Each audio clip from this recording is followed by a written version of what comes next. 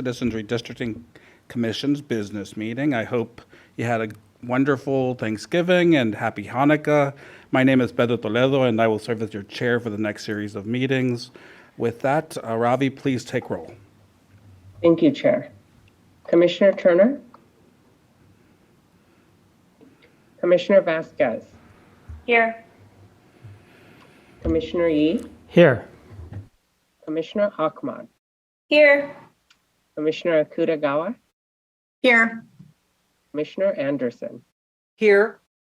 Commissioner Fernandez? Presente. Commissioner Forashari? Here. Commissioner Kennedy? Here. Commissioner Lamons? Here. Commissioner Sadwani? Here. Commissioner Sanai? Here. Commissioner Taylor? Commissioner Toledo? Here. You have a quorum, Chair. Thank you.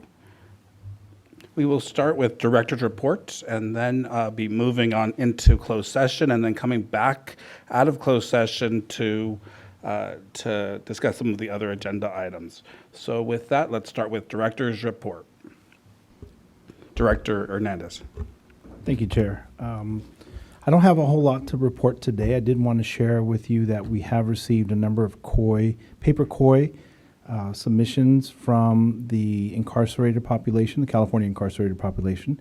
I believe we're over 1,000 that have come in, and so they are posted on our website, and so you'll be able to find them. If I'll provide you some additional information. I don't recall the exact. I think they're under letters received, so they're actual letters that have been received. We have staff that are scanning them in and making sure that they are added into the database. We have received some additional transcripts that have just been posted today, so we have that going. And that's really all, unless there are any specific questions that you may have. Thank you. Any questions of Director Hernandez? Saying none, let's move on to communications report. Director Ceja. Thank you, Chair. Hello, Commissioners. Want to give you a high-level communications report today so that we can get on to the meatier, more substantial issues today. We will be working on the December 2021 newsletter. I believe this will be our final newsletter, so we will make sure that we put substantial updates to go out this week. We're at 20,336 inputs on the data page on our website. Our ethnic media vendor held roundtables with Black press statewide, Spanish press in San Mateo and Redwood City, and Arab American and Vietnamese American press in Orange County. So I'll send those reports when I get them. Our social media vendor started targeting ads to counties to solicit public input in response to our draft maps. So those are starting this week. And wanted to also throw out the idea of having a press conference the day that we certify the maps at the end of December. Hopefully at the Capitol steps. I will follow up with the chair for that meeting to see if we can coordinate that. I did upload transcripts today for the May 18th, 2021 meeting, the June 9th, 2021 meeting, June 28th, 2021, August 4th, 2021, and August 30th, 2021 meetings. So those are on the website. And as far as interviews from our last business meeting, we talked to Cal Matters, LA Times, KTVU TV, KFBK, San Francisco Chronicle, Radio Bilingüe, KCRA3 here in Sacramento, LA Times, Fresno Bee, Kion News 546, and then Southern California Public Radio. And we got to request this morning from New York Times and from Bloomberg News, so we'll get those taken care of today. As far as media mentions, this month, or this week actually, there were 161 stories mentioning the CRC, the commission, and 414 stories on California redistricting. So it's still a hot issue and it's still out in the press. And hopefully these next few weeks it'll increase even more. As far as our website contacts, are concerned, we have 20,202 contacts in the database. Those numbers continue to increase. We've had 300,000 views of our website and 184,000 visits to the homepage alone. That has only been within the past week, so folks are logging on, clicking through our website as well. We had 3 e-blasts that we sent out. One regarding a public input reminder that got an open rate of 24%. But then our November 17th through the 20th meetings got a 32% open rate. And the November 22nd to the 23rd meetings reminder got another 32% open rate. So folks, like I said, are dialing in and listening to what we're putting out. The social media report is posted. Just want to highlight that we are at 2,580 followers on Twitter, and we finally hit the 100 mark on YouTube subscribers. So our numbers are increasing, and that's a good thing. And that's all I have for today. Thank you. Do we have any questions for Director Ceja? Saying none, we'll move on to our Outreach Director's report. Ms. Kaplan. Hi, good morning, Commissioners, or good afternoon. I'm going to be posting a report shortly, but I just wanted to give some recap of the public input meetings that were held on the draft map feedback. So there were 6 days of meetings where the Commission heard from 720 members of the public. Of those, 350 of those were individuals with appointments, and 370 were the total without appointments. So there was a good chunk of no-shows through that total. So the 350 total with appointments was not all of the appointments that were made available. And just wanted to highlight that there were 4 speakers in Spanish that provided input. And of the reports we've retained so far on the listening lines, there were 6 callers who had listened in for those meetings. I also just want to highlight that as the Commission discusses further the plans for the remaining weeks we have in December, I'll be working with the outreach staff on how we're going to be ensuring that the public is clear on the plan going forward in December, as well as staff support through this process. So just to also provide a recap on the input meeting, staff supported with note-taking, and so the notes for the public comment from those meetings are in the Airtable database also right now, and we'll continue to be providing that support for public input that's provided by callers through this process. And then just to highlight what Alvaro had mentioned for the COI paper form, those are labeled as paper form in the database right now. And staff are also continuing to provide redistricting presentations, and that'll be posted in the report also. That was it. Thank you, Director Kaplan. Any questions for Director Kaplan? Saying none, we'll move on to Chief Counsel Payne. Thank you, Chair. Good afternoon, Commission. I actually don't have any updates right now in the legal realm, but happy to entertain, answer any questions you may have. Any questions for Chief Counsel Payne? Commissioner Sinai? When you have a chance, can we meet in person the new lawyer? I'm forgetting what his title is. Just because he's been in our meetings, but we haven't met him yet, and it would be nice for him and for us. Sure, I Thanks. will definitely arrange that. Thank you. Any other questions? Saying none, and since we went through our director's report quite efficiently and effectively, I hope the rest of our meeting is as quick as this. But we'll move into closed session to discuss litigation matters.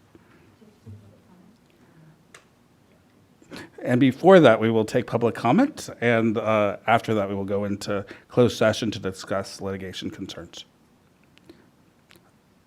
Katie? I can help you with that, Chair. Oh, thank you, Christian.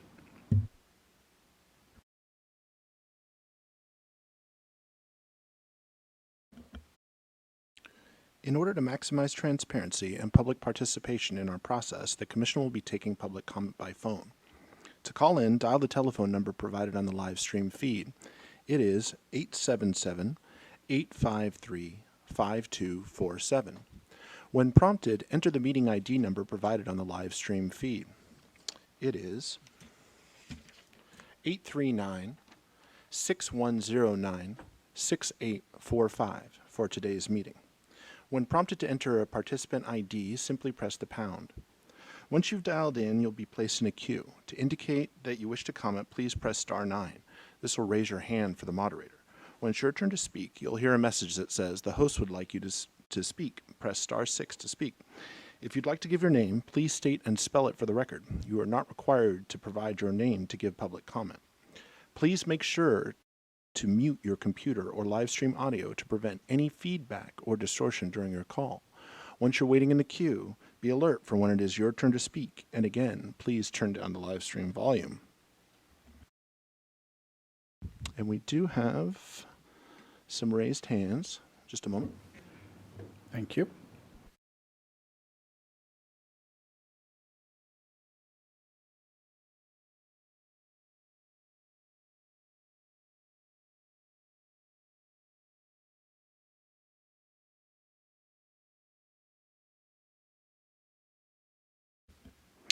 Up first, we'll have caller 2448, and after that will be caller 8117. And Chair, would you like us to enforce a 2-minute time limit? Yes, 2 minutes is fine. And issues should be pertaining to the items at hand. Understood. Thank you. All right. Okay, caller 2448, please follow the prompts to unmute.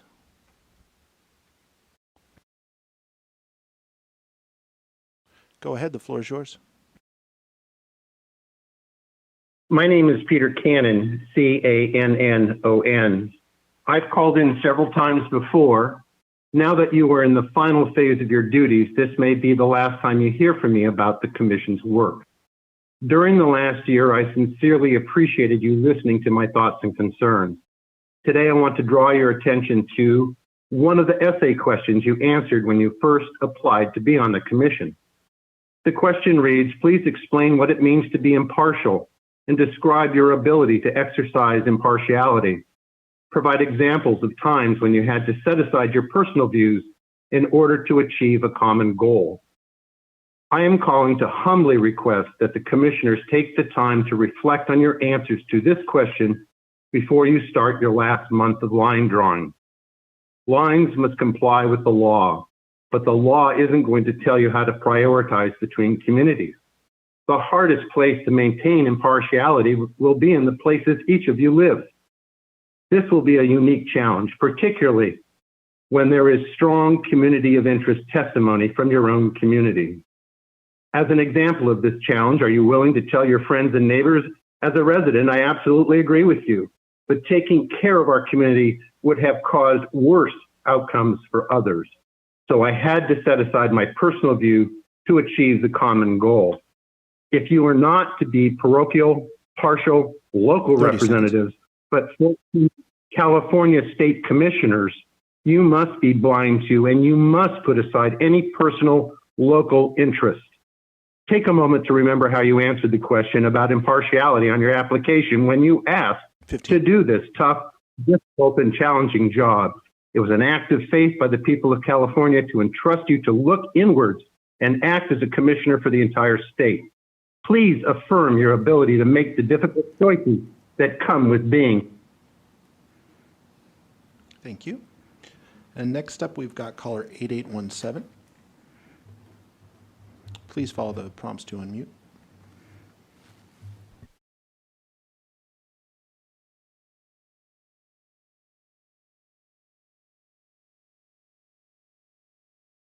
Caller, oh, go ahead. Hello? Hello, we hear you. Go ahead.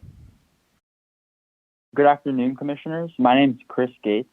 I've been a resident of OC for around 15 years, and I'm calling today urging you to all please remove Irvine from its current placement in the district. Irvine does not have anything in common with the beach cities it currently is inhabiting a district with, and it is significant importance that one. Irvine been kept the whole and two. Irvine does not belong in a coastal district. Thank you. Thank you so much.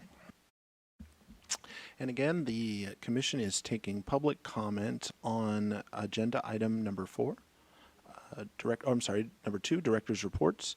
If you have a comment on that agenda item, please press star 9. Again, one more time, we are taking public comment on agenda item number 2, director's reports. If you have public comment on that agenda item, please press star 9. We have caller 5420. Please follow the prompts.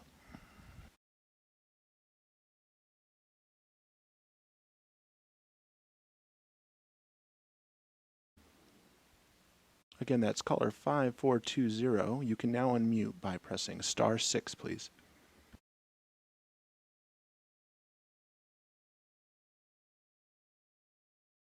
Is this feedback for the visualization maps? No, it is not. This is for agenda item 2, director's reports. Do you have a comment on that? No, we're calling for feedback on visualization. Okay. We will have general public comment at the end of the meeting. And that is all our hands for that item, Chair. Thank you. So with that, let's go to closed session. And then just a reminder to the public that we will be accepting general public comment at the end of the meeting, where we will accept a comment on any and all items. Thank you.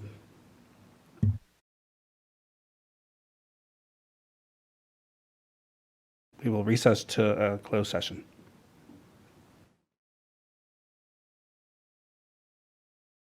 Welcome back to the California Citizens Redistricting Commission's business meeting. We just came back from closed session under the pending litigation exception, and no action was taken.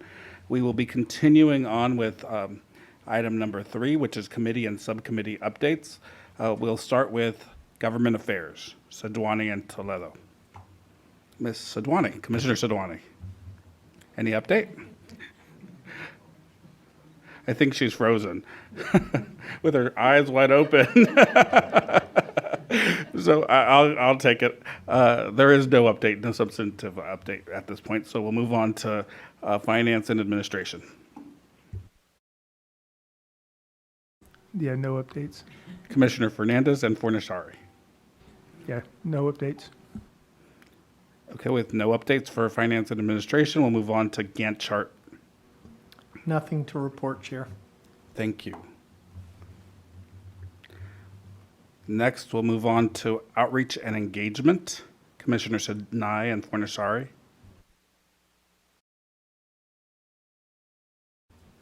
Nothing to report at this point.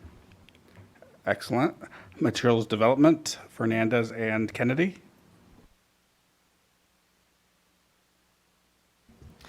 We have made some progress towards a draft of the report to accompany the maps. We have discussed with the legal team what their role is in this process, and given the workload that we as commissioners have, are exploring the option of having the lawyers do some of the editing. The subcommittee will retain ultimate control over what is presented to the full commission as a draft, and we are hopeful that we can have a draft to the full commission next week. Thank you very much. And then I have just a little bit more. Of It's a course. tag team effort here. Of course, Commissioner Hernandez. There is a section in the report at section 3, I believe, and what that is a brief description of every district that we draw. And at this point, we are hoping that our outreach director will be able to, her and her staff will be able to draft that language for us. They've been doing a wonderful job of tracking all of our comments and all of our directions. So if they can also work with the line drawers in terms of some of the specific city information. So we're hoping that they can draft us with that piece. So that would be for all of the Assembly, the Senate, Congressional, and Board of Equalization districts. Thank you. Thank you. So with that, we'll move on to website committee, Kennedy and Taylor. Nothing specific to report. I would like to remind staff that we have strongly suggested that items that are posted on the website, and particularly handouts and similar items, be tagged with date and time. We're getting down to a point where not only is there a lot of interest in what we are posting on the website, but we have seen occasions where documents have been replaced with newer versions, and yet it's very difficult for people to see at a glance what is the latest version or when something was posted. So I would reiterate to staff that it would be very helpful to have date and time posted on documents that are going up on the website. Thank you.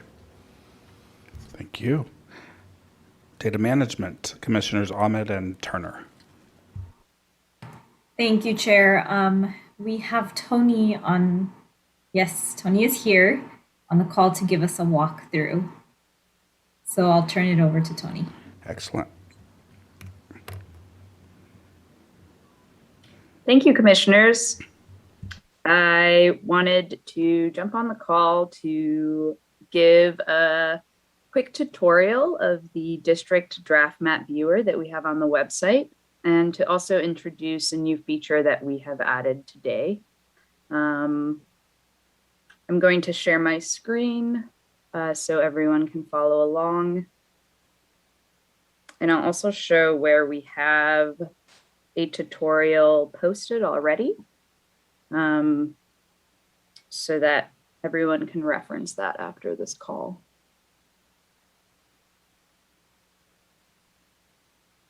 So if you open up the CRC webpage on the homepage, you'll have to go to the Data tab in the top right corner to navigate to the District Draft Map Viewer. You'll see Map Viewer in the drop down here. This is a widget that essentially lets you interact with the different draft maps and also compare them to the current day districts. Some of you may be familiar with this already, but I'll go over a number of the features that we have here. The very first one is just zooming in and out on the map. I just wanted to show that as you zoom in, the detail of the map changes. So you can actually, zoom in pretty far into a city or town and see street level detail. You can see here, if I go really far in, the names of all the streets and the highways start to appear. You'll also see things like mountains and rivers outlined. You can go back to the default view either by zooming out over here or by clicking on this little home button. And this will take you back to the default view that we started with. Off the bat, the draft maps for the assembly districts are loaded into the widget. But this is something you can change. And this is where you'll want to navigate to this draft map layer feature over here. You can kind of toggle it on and off by clicking this button. So I can actually turn off the assembly districts and maybe turn on the congressional district draft map. I can maybe zoom in so that I see the county level detail. I can also turn on the current day lines, and they'll show up in a slightly different color.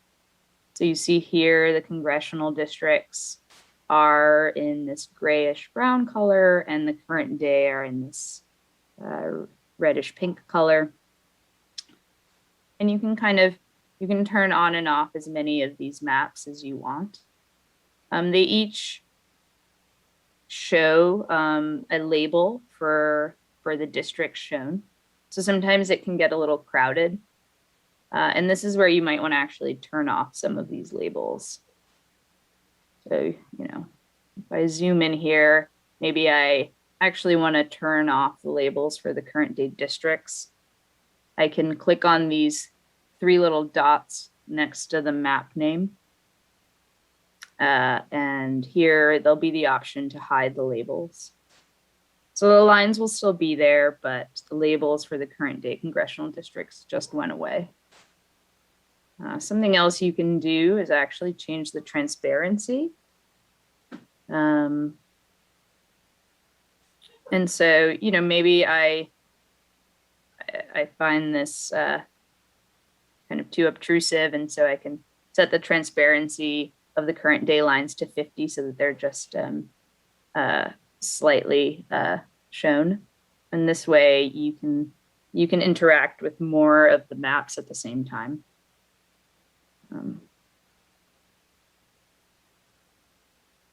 Something else that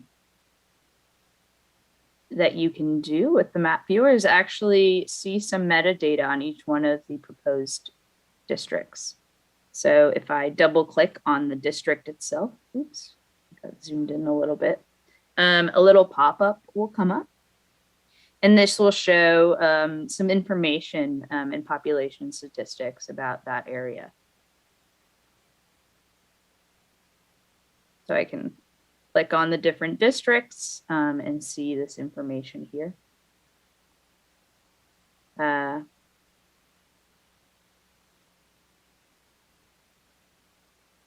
That's only available for the draft maps themselves, not the current day districts. So this is for the Senate districts, we have some metadata available and so on. Something else you can toggle on and off are, you know, these the county level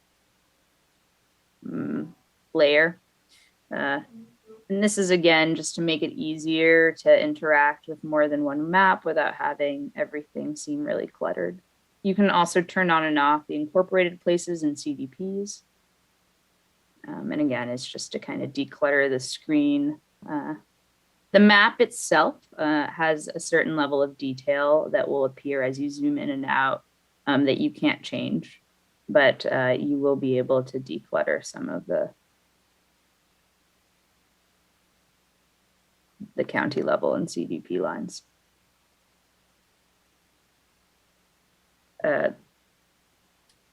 It also has an address search bar, and this just makes it easier to go to a specific location. You know, maybe you want to go to West Hollywood in LA. You can type it out as you would in Google Maps or elsewhere, and it takes you to that location. It just makes navigation a little bit easier. The new feature that we added is actually on this button in the top right corner next to the layers button. And this is really exciting. It's just a really easy way to view shape files that you have on hand. And it essentially lets you see those shape files with the district maps in the background so that you can look at how the lines interact with the shapefile you're interested in. It's a drag and drop feature. So if you have any shapefiles on hand, you essentially drag them into this and the polygon will appear on the map. I'll go over an example of how you might use this with the data we currently have up on the CRC webpage.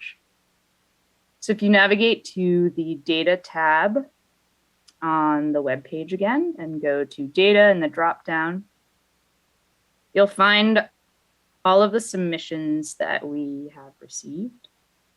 in this table.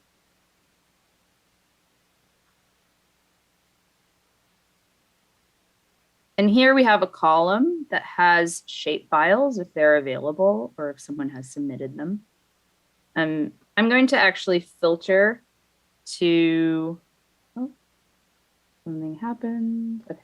I'm actually going to filter to all of the records where that column is not empty.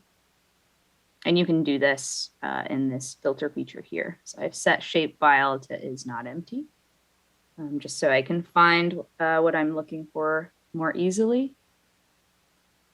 I think my internet might be a little bit slow today, which is why I'm receiving that. Hopefully it won't cause anything to pause. So now I see all of the records that have shapefiles available. And if I scroll to the right to that column shapefile, I can actually double click on these links to download the GIS file. So if I might be browsing here and maybe I have a number of records that I'd like to see the polygon in more detail. I can double click here and it'll download the shapefile. I'll download a couple of them. And I'll be able to find the files in my downloads folder. So now if I navigate back to the map viewer with, say, 5 shapefiles that I really want to look at more in detail from our records, I can click on this button, add data, and I can go to the downloads folder, and I can actually just drop these zip files in here, and the polygon of the shapefile will appear.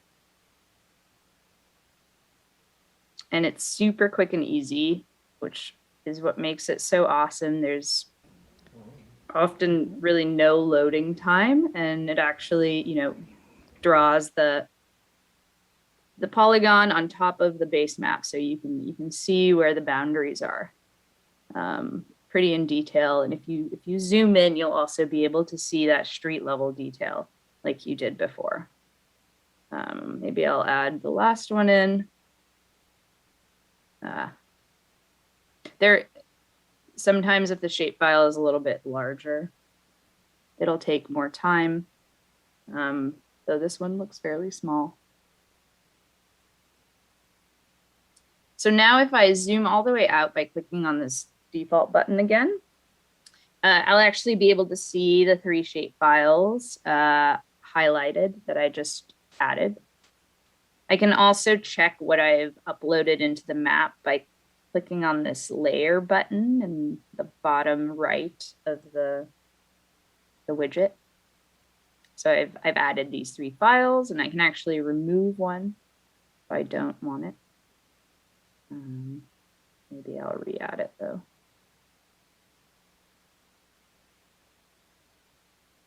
Let's see. That's the big one.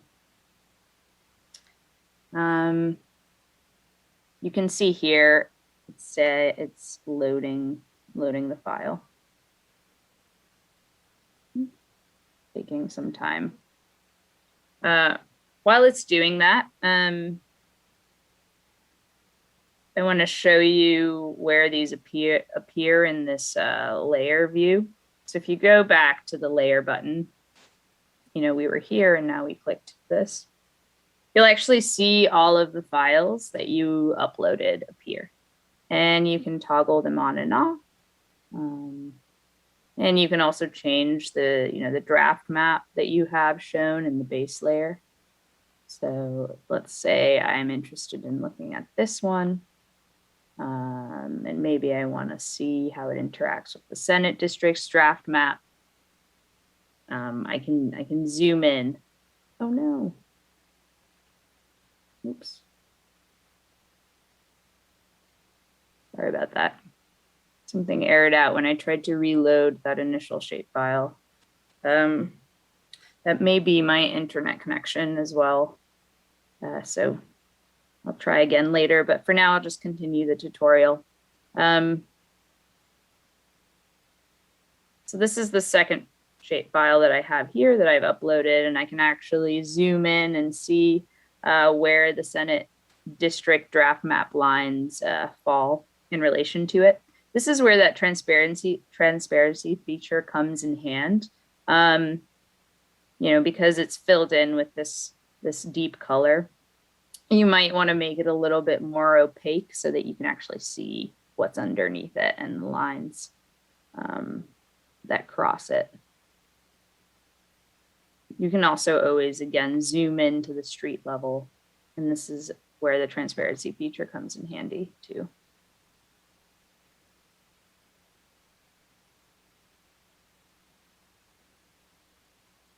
Yeah, thank you for listening. That was the end of the tutorial. I know that was quite a bit of information with the new feature added in, so I'm happy to answer any questions now or later over email.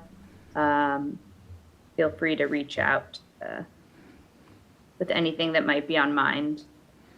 There's a tutorial on how to use the district draft map viewer posted above the widget. And later today or tomorrow, there'll be a second tutorial going over this new feature in detail. And it'll essentially be a video describing what I just shared. Thank you, Tony. That was that's great. It's nice to see the additional features. And thank you for the presentation and the tutorial. And right before we go to questions, still from data. Oh, absolutely. Yeah. Commissioner Turner. So we're working on Tony and her game, because this is absolutely amazing. And she always delivers so matter-of-factly, but this is, her and her team have done just an amazing job. And the hope, and hopefully you've picked it up from the presentation that she did, is that for all of our shape files that we've received from all of California, anyone that submitted a shape file, if we're wondering how it compares specifically without knowing an area, knowing a street, we can take the shape file just like she has indicated and overlay it onto our current maps, onto our draft maps, et cetera, and see just where the variances are and the differences. And so, and we can do that as many times as we'd like as individuals. So just was really excited about the team and what they were able to bring forth. And so, yeah, I just wanted a little bit more excitement with this, because this tool is powerful. And we're, Commissioner Isra and myself and Alvaro, we're really excited about what has been created. So I just wanted to add that in as well. Tony, you're funny. Thank you for the excitement. And with that, we'll move on to Commissioner Sinai. Tony, this is awesome. This whole map is really awesome. I know I have the same issue you do, where you have to just say wait a couple of times, but that just means there's just a ton of data in there. And I've kind of moved away from using the PDFs to using just the map. And it's been amazing. But I have a quick question. When you have the PDFs and you have the map, the names are different from the PDFs that we have online and the map. And in some instance, like in congressional, I sent it to Director Hernandez, and I think I sent it to you as well. Like the ECA district was congressional district was different in this map and the PDF. And I started really freaking myself out in the middle of the evening, trying to figure out which one was the right one. But I'm guessing that the most current of anything we're working on, we can find it on this map, on the online map, versus the PDFs. That's where we, the commissioners, as well as the public, should be going to see where our thinking is at that moment in time. Yes, yeah, the most current version of the map should always be, it will always be in the district draft map viewer. Mm-hmm. I will look into why the PDF name might differ from what is in here. I'm wondering if that has something to do with their data processing, or maybe Paul, sometimes he creates names that are more interpretable for the public, so that may be part of the reason why. I also thank you so much, Commissioner Turner and Sinai, for the enthusiasm. I know it can be pretty matter of fact. I also want to quickly shout out Paul, our data analyst. He's not on the call right now, but he really is the mastermind behind all of this. I communicated an idea that Commissioner Turner had to him, and he pretty much created this in one afternoon. So it's pretty amazing what he can do with the program. And this, yeah, this will be the most up to date, and I will check in about why exactly those names differ. And this particular tool, Tony, remind me or correct me if not correct, is just for shape files though, right? So you're not able to download PDFs. I mean, I know the name variance is something that you'll look into, but just wanting to again say for commissioners, this is only for shape files.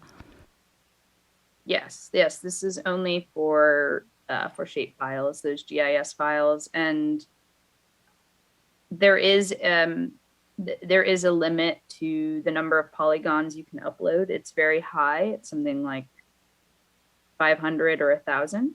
But if by chance you get an error sometimes when you're uploading something, it may be that an organization has submitted a statewide shapefile that has a lot of little polygons. I mean, in that case, just email, and I can work with Paul to get that visualized. Thank you. Any other questions for Tony while we have her? Saying none, we'll move on. Thank you so much, Tony. I will move on to Committees of Interest tool. Commissioners Akutagawa and Kennedy.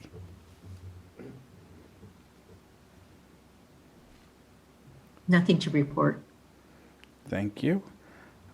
Next, we'll move on to discuss the subcommittee on incarcerated populations, federal facilities, Kennedy and Turner. Nothing significant to report at this point, Chair. Thank you. We'll move on to the Lessons Learned Committee. Ahmed and Kennedy. Thank you, Chair. Commissioner Ahmed and I are discussing our next steps for the lessons learned process.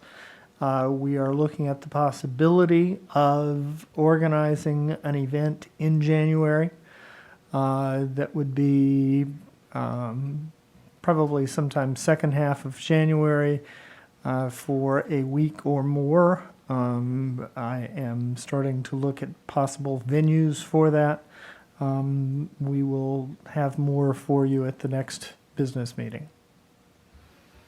Thank you. Thank you. Let's see. Next, we'll move on to cybersecurity for Nishari and Taylor. Nothing of significance to report. Thank you.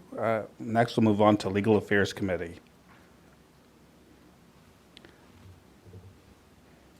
Nothing to report. I don't know if our chief counsel wanted to update us on contracting. Yes. Thank you, Commissioner Yee. Nothing exactly to report on that. We are trying to close one final litigation contract issue with Gibson and Dunn. We are moving forward. We are getting closer. We are not there yet, but we will get there. Thank you. Line Drawing Guideline Subcommittee, Commissioners Turner and Yee.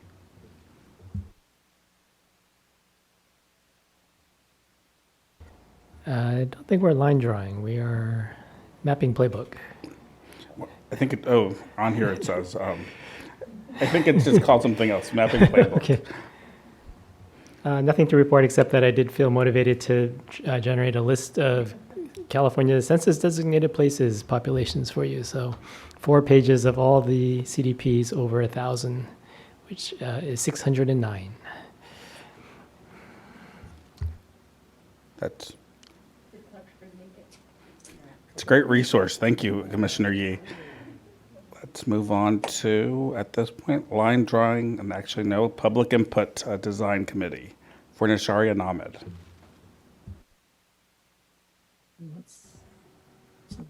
No, I thought we sunset. I don't know. yeah, I guess not yet. Oh no, we were were tapped to design resurrected. the input meetings of last week. So I think looking forward, I'm not sure if we have any other tasks on our to-do list unless the commission decides otherwise. Yeah, I just think we got a lot of good input, so I think that went well. Yeah, it was a great process. Thank you so much. And we will explore the possibility of sunsetting that committee. Line Drawing Subcommittee, Anderson and Sadwani. I think this is all being, I believe Chair's be doing this, and then it's we're doing the new subcommittee. I don't recall its name, so I'd say we don't have anything right now. Perfect. We'll move on to the VRA Compliance Subcommittee, Sadwani and Yee. You've heard a lot from us already. All right, and we'll hear some more at the when we get to the Finals Maps Planning Subcommittee. All right, so we'll move on to Litigation Contract Subcommittee, and I believe we just heard that update from Chief Counsel Payne, but we'll check in with Chief Counsel Payne in regard to the litigation contract. Thank you, Chair. So yes, I would just reiterate what I had mentioned previously on that. Perfect. Thank you. And then lastly, we'll go on to the Final Maps Planning Subcommittee. I know you have a proposal on the table for discussion with regard to the Final Maps Plan and schedule. Commissioners Fornashari and Sadwani. Yeah, so what I thought I'd start with is just a general overview of the plan and what the process that got us to this plan and what our thinking was. So if you look at there's a handout that was posted on the website, schedule for completing maps and delivering them to the Secretary of State. There was a little miscommunication. There was supposed to be a little more detail in this document, and I'll just talk to the more detail that was supposed to be in that document, and then we'll revise this document and update it soon. I don't know when, but soon.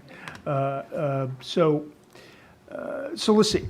So, we're tasked with developing a detailed plan to get us to delivering the maps to the Secretary of State by December 27th.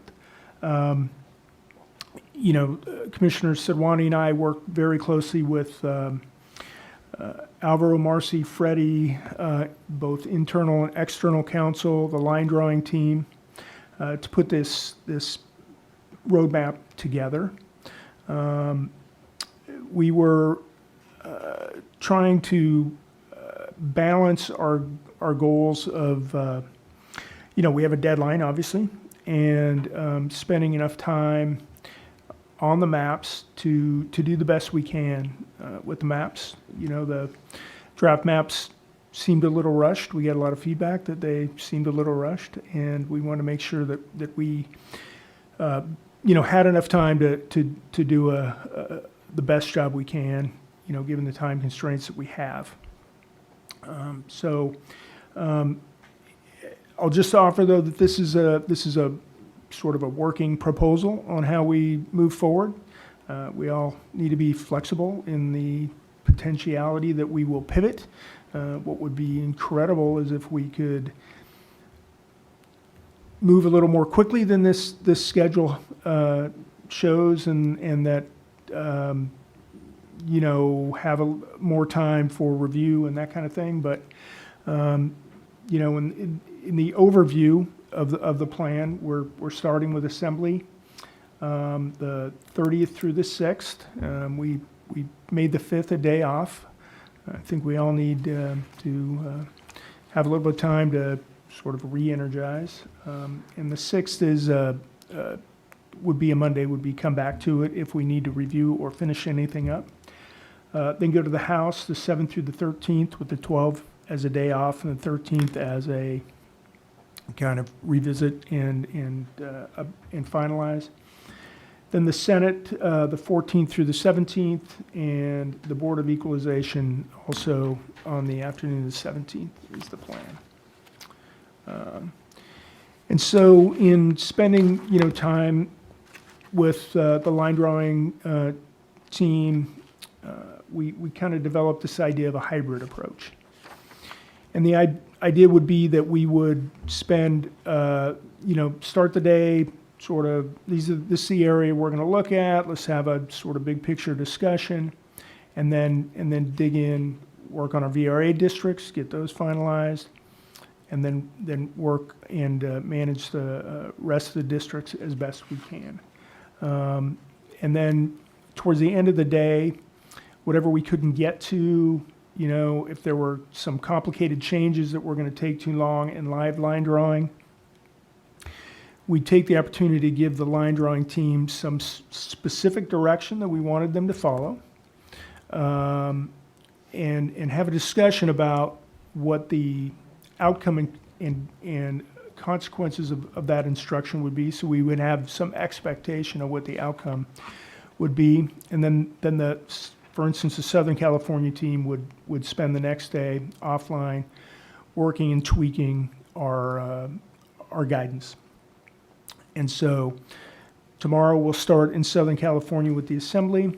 Then Wednesday, that Southern California team would work offline. We'd be working on Northern California, and then alternate back and forth and zeroing in. So you can see there's a more detailed proposed plan for the Assembly on how we would go through it. And again, on Friday, we try to wrap everything up on Friday, or on Saturday, and then the 4th, and then come back if needed on the 6th to wrap up details on the Assembly, and then jump into the congressional districts on the 7th. And take a very similar approach with Congress, then again, less time with Senate, fewer districts, and the thought is also that we would have, we spent a great deal of thought on the Assembly districts, take advantage as much nesting as we could, and then go forward from there. And then with regard to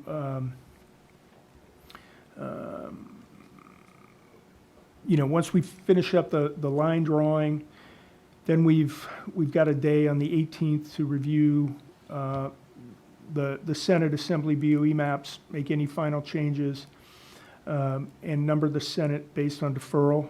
The line drawing team felt comfortable that they could work the deferral question in that amount of time.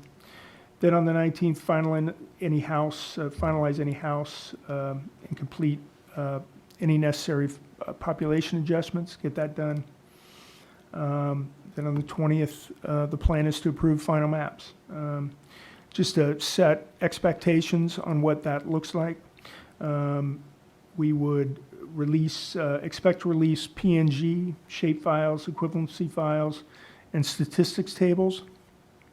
The map viewer will be updated that day with the final maps. The PDFs take a few days, so they wouldn't be released for a couple days. Then we have the 21st, 22nd, if we need to go into those days. If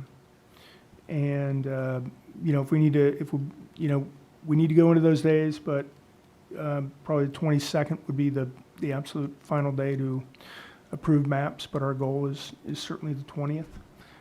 We want to give the public 3 working days to review the maps, if we can. And then I have scheduled in here on the 23rd to review and provide feedback on the draft report. We just heard that the draft report will be out to the commission earlier. We can't talk across subcommittees. I just penciled that in, and the report team tell me, how you envision approving that and or reviewing it, and we'll revise this. And then on the 26th, we put a brief meeting on the calendar on the 26th to certify the maps and approve the reports, and then we would deliver the reports to the Secretary of State on the 27th. So I'm going to ask my partner in crime here, Commissioner Sadwani, to add anything I missed. No, I think you're really thorough. I think I just want to re-up this piece that I think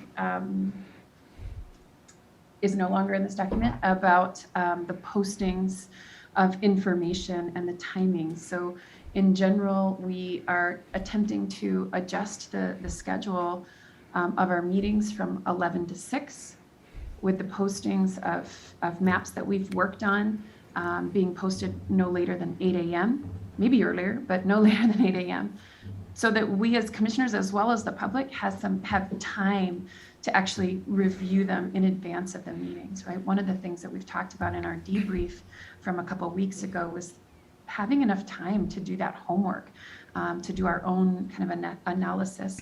And so that is most certainly one of the key components that would require a lot of behind the scenes work from our consultants and staff, and that we had worked on with them to make sure that that would be a process that would work well. And again, that, you know, as Commissioner Fornashari already suggested, that would be loaded to the district viewer, which Tony just reviewed. That's the piece that our data management, the tool that our data management team created for us, and that's really user friendly. And so that we felt like that would be a really appropriate way to be able to review the districts, largely because those PDFs just take such a long time. And PDFs would still come out, but would come out later after we finish the week on that map. In particular. In addition, we did also talk about getting a table of, I think we were calling them descriptive statistics or descriptive statistics on the districts or something like that, that looks at, you know, things like the deviations, various CBAPs, et cetera. Thank you. Yes, thank you for that, Commissioner Sidwani. Important point, right? We'd send the line drawers off with specific direction to work, and then it would be uploaded by 8 a.m. the day we were going to come back to that map and work on it. So very good point. And then, so we were thinking on the 26th, I'll just throw this out there and see what my fellow commissioners think. Maybe like 11 to noon.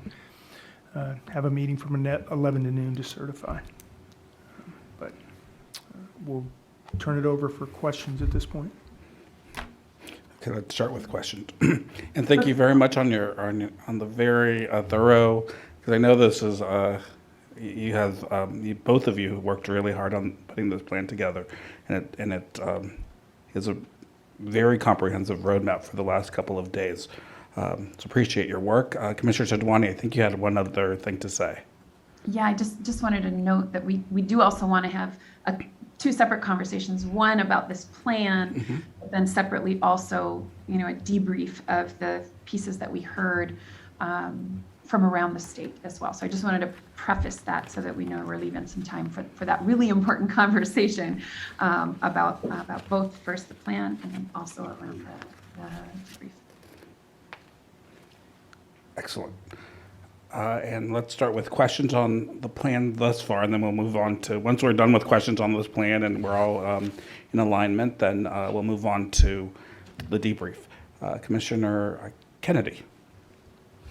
Thank you, Chair. One question and then a quick response to Commissioner Fornashari's question. If by some chance we managed to finish early and not require say Monday the 6th or Monday the 13th. Does that mean that we're going to slide everything up and get an early start on what comes next so that if we needed more time farther down the line, we would have it? Or do those Mondays become days off if in some imaginary world we don't need them? Yeah. This group, we fill all the time available and then some. My thought was they would be days off, but I guess we could. But at the discretion of the chair. At the discretion of the chair, right? I mean, I think, there's 2 days off in the next 30 days, so it's up to the commission how we want to handle it. No, I was just thinking if, for example, if we managed to finish the assembly districts early and got started on, I guess congressional comes next, and found that we needed more time than the time allotted on the congressional maps, getting that start a day earlier might be the difference between, finishing those congressional maps on time and having to bleed over into what would be the time for the Senate maps, for example. I think that's a great point. I think Okay. I think when we get, if we get there, we'll have that conversation. Right. I think that's a great point. I think that's a great point. Okay, well, I mean, just from a personal perspective, there's a big difference between having 1 day off, which is going to mean staying in Sacramento, and having 2 days off, which might mean that I could actually go home. So there's that motive as well. In response to your question about the report, I just need to clarify that what we're hoping to have to the commission next week is parts 1 and 2. So part 1 is the introductory text describing the process and so forth that Commissioner Hernandez and I have been working on. Part 2 is kind of the legal framework, which the legal team is working on. We would not have anything or we don't expect to have anything at that point for part 3. So part 3, to have the full report that is going to plug into your schedule pretty much as you have laid it out. Yeah, that's pretty much what I thought, because if you're going to be spending, I assume, the 21st and your assumption is the 21st, 22nd to write that part of the report, which is not insignificant. Well, the assembly part can begin being written once That's we true. finish That's the true. assembly districts, et cetera. But we don't anticipate having part 3 until basically the dates that you have in your timetable. Okay. Well, then we'll plan on scheduling a meeting to review and provide feedback on that report on that day then. Just a quick question for Commissioner Sidwani and for Nashari. When we think about when you came up with the schedule, I'm just curious if you could give a little bit of explanation to us and the public, also in terms of proportionality. We've had feedback about making sure that that areas across the state of California receive proportionate amount of time in our deliberation, so that not any one of them is left to the last moment. So just want to make sure that that is just addressed in your conversation. I know you had conversations around this and I had deep conversations around this. So I just want to make sure that the commission is able to hear what your thought process is as it relates to the plan. Yeah, I think you basically summed it up right there, right? We spent a lot of time thinking about the amount of details and the number of districts and just numbers of districts, but also the number of VRA districts that we need to work through and resolve, and how much time we would expect to spend in a given set of areas. And so, based on that, this is what we've come up with. We also decided to kind of keep the same approach that we'd been using, with starting with the assembly. More, there's more districts, it can be more complex. And we've given up to 6 days for that. And then with Congress, I think we have 5 days. There's fewer districts, but there is complexity in that, we really have to meet those population targets. But we felt that once we had worked through talked through a lot of the COI questions that we have and issues in the assembly, it might make things go a little smoother with regard to the House. And then, as I mentioned, with regard to the Senate, having gone through the House, the Assembly, and done all the detailed work on that we felt like, 4 days seemed pretty reasonable, or 3.5 days seemed pretty reasonable to get through that. It is, of course, we'd like to have more time, but we don't. We also had to figure out how to fit it in within a reasonable amount of time. I thought it was important. Personally, I thought it was important. I won't speak for Commissioner Sidwani, but to put a couple of off days in there so we can kind of decompress and regroup.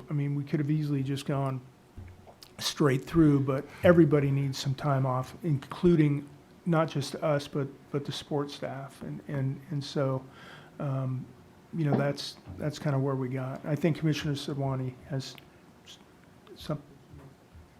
Yeah, no, I think everything you said is correct. We definitely spent a lot of time talking through what map to work on first and the order.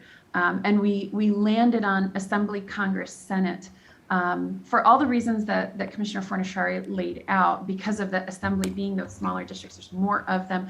The COI testimony is often very similar from one map to the next, but not always, and we recognize that. While there was some thought about should we do Assembly then Senate, I think that the key piece here for Congress is that because the deviations are so low, the issues that might arise in that map might require us to make the most of those refinements and then say, hey, line drawers, go show us, go off work and show us where can we make some of those additional refinements to get to as close to zero as possible. So we felt because of that, it was really important to do Congress second. And then I just wanted to also put out there our other recommendation, again, not appearing on this document, but is that we would also be taking public comment daily, that it would be at the last half hour of the meeting, that it would provide the public ample opportunity to weigh in, and that we would run it very similar to how we have in the past. Thank you. And before we go on, because I see a couple of hands raised, one last question, and that's, so I see, let's take, for example, the 30th, tomorrow. We have 3 areas, Southeast Los Angeles, Orange County, San Diego. Is there a thought process on how much time each one of those regions would get? Or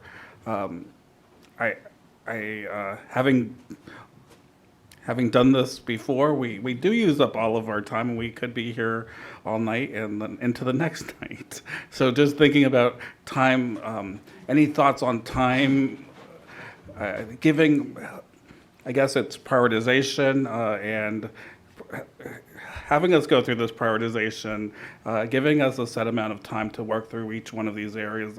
Any thoughts on that, or any suggestions on that? And that's to this committee, but also to the whole commission, so that we can think through just having an efficient meeting, and also being able to get the line drawers what they need so that they can turn around and get us the maps, the visualizations in an efficient manner. So maybe we'll just think about that, unless Commissioner Fornashari and Sidwani want to touch bases on that. Yeah, we certainly, I'll start, I guess. We certainly talked about that and thought about it. So part of the answer to that question is the rest of this meeting. In the conversation that we're going to have in the rest of this meeting, what are the what did we hear from the public input that we've gotten? What are the areas that we think we need to work on? What are kind of the big issues that we need to address? What are the smaller issues that we can maybe just give direction to the line drawers to address for us, kind of thing? And so that's part of the structure of the conversation today. I think as far as a specific amount of time, I don't think we have a specific amount of time. We need to work through VRA districts, and then work on the districts in between. But I think that you're bringing up an important point, and I think everybody needs to kind of sort of look at this schedule and think about, the pace that we need to work through to get through it. I think that's important. So Commissioner Sidwani? Yeah, I would just add, I think we as commissioners need to be able to prioritize and clearly articulate what those priorities are. When we go into the discussion today, Commissioner Fornashari and I are planning to take notes and really try to bullet point what is your priority in this area, so that when we come back to actual line drawing, we can have a record of not every single priority, but if you have 3 priorities, what are they? And so that's the level of specificity we really are encouraging folks to drill down to. We can have a number of items on a wish list, but what might be some of the big priorities? Thank you. And with that, let's go to Commissioner Anderson, Hernandez, then Turner. Thank you. I've got one really quick, easy one. We don't have any business meetings scheduled until the 26th, and that sort of alarms me a little bit. We did have one originally on the 11th. I suggest we put one like on the 11th or the 13th. Just, it could be a half, like, as necessary, but, I'm concerned about if anything comes up, we need to have it posted somewhere. I think Chief Counsel Payne has a response to that. Yeah, thank you, Commissioner, for that. Sort of to that point, my understanding is Executive Director Hernandez is going to be posting for the 13th forward to be a combo agendized meeting. So it would be a business meeting as well as line drawing going forward. Is that right, Commissioner Hernandez? Yeah. That is correct. Thank you. And then the other item, first of all, great talking. There's a lot of work and, way to go. The other item that I want to bring up, though, is, and I like the way you're kind of laying it out, and a lot of thought went into how we're going to do this. The one issue I have is you do Central and the coasts sort of at the end. It's like you're doing the Bay Area and Sacramento and stuff. And I'm concerned about when you do something in the Bay Area, particularly I'm thinking about, how we're doing the Hollister or San Jose, it's going to affect Ventura. And the same, we do, say, Sacramento, the north, is Inyo going to go, going to go into San Bernardino? Those are the issues. I'd like us to kind of do that all at the same time if possible. And then one other item is, and I really appreciate that the thought went into the assemblies, then congressional, then Senate. The one issue that we sort of lost in our line drawing process is we sort of did each of them as sort of separate units.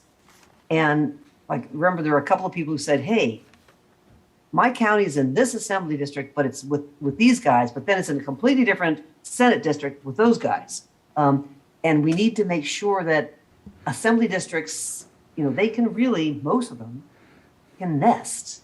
And if we sort of think along those lines, I think that would go much faster. It's almost like, should we quickly sneak the Senates in there after we've done all the work on the assemblies? Realizing that the congressionals are an in-between and will require a lot more work. But that was just a thought I wanted to bring up.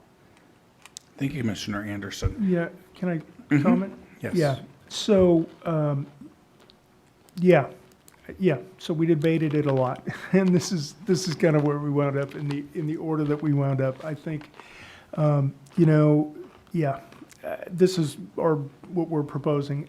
With regard to your comment about the order to go in the state, and I thought a lot about this, and we can revise it, however we need to do. We definitely need to work on our VRA district in the Valley sooner rather than later. But I guess what my vision was is we'd start at the bottom and we'd start at the top and we'd meet in the middle. Because we've got interface issues. I mean, I don't think there's any easy way to go. And this isn't just my idea, right? We spent a lot of time talking with the line drawers, and so I can see that Commissioner Sadwani has a comment too. Did you? Oh, you didn't have a comment? But and again, this is just a proposal. We can revise it however we all see fit. Perfect. Let's go to Commissioner Hernandez and then Turner. Yeah, just very quick. I just actually wanted to thank both Commissioner Sadwani and Fornashari for this approach and the creativity, because I'm going to tell you, like 2 weeks ago, I was a little bit nervous and apprehensive about how we were going to get through all this. And the proposal that you have just gives me hope. And so thank you very much. And the only other question was in the conversation that we'll have today and this afternoon, will we also be talking about, like, we receive conflicting COI? So, I think that would be a good opportunity, especially if we have time, so that we have that settled before we start actually line drawing. So thank you again, both, for this. It's great. Thank you. Yes, we have lots of hope. And a plan, and we need the plan. So let's go to Commissioner Turner. Yes, thank you. I just wanted to echo the gratitude for the work that you've done, for the hope, the plan, all of it. And so I'm glad about that.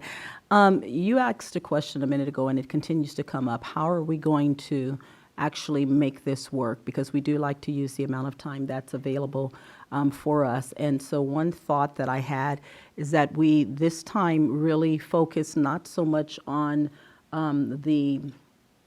I guess the geography or the how large spaces are, and we look at population. So with almost 40 million Californians, perhaps we can apply some kind of math to it and say if there's 10 million in Los Angeles, then it gets this kind of prorated time based on the amount of time that we have available, because we always go into it saying, let's make sure we minimize our comments. Let's be, we talked about being additive and not repetitive and all of that. But once we get into conversations, it seems like we kind of go back to kind of digging into certain areas that we want to, and then we feel like we're rushed through it or we didn't get it done. So, but we do have to apply something to be able to say, this one area, even though it's a broad geography, if there's not that much population there, we should not be spending, I'm saying, that same amount of time in that space that we're trying to spend in other areas that have much more population. So as we're thinking through and move through the day, I'm hoping that we can apply something along those lines to come up with something a little bit more definitive instead of just saying, yes, we're going to do it. Let's talk about how we're going to do it, and then put some kind of parameters in place that says we're going to allot this for Los Angeles that may be larger than the Central Valley, that may be larger than, North or whatever, however it shakes out. Thank you. Thank you. Commissioner Kutagawa, then Sinai. Yeah, I wanted to build on what Commissioner Turner just said, and I do also want to thank Commissioner Fornashari and Commissioner Sadwani for this. Like our draft maps, it gives us all something to react to, and gives us a starting place, which is, I think, really important. And as with anything, it is by no means, the comments that we're making is by no means any kind of knock on the work that you've done. I think we like to take things and then add to it if we can. And so I just wanted to start there.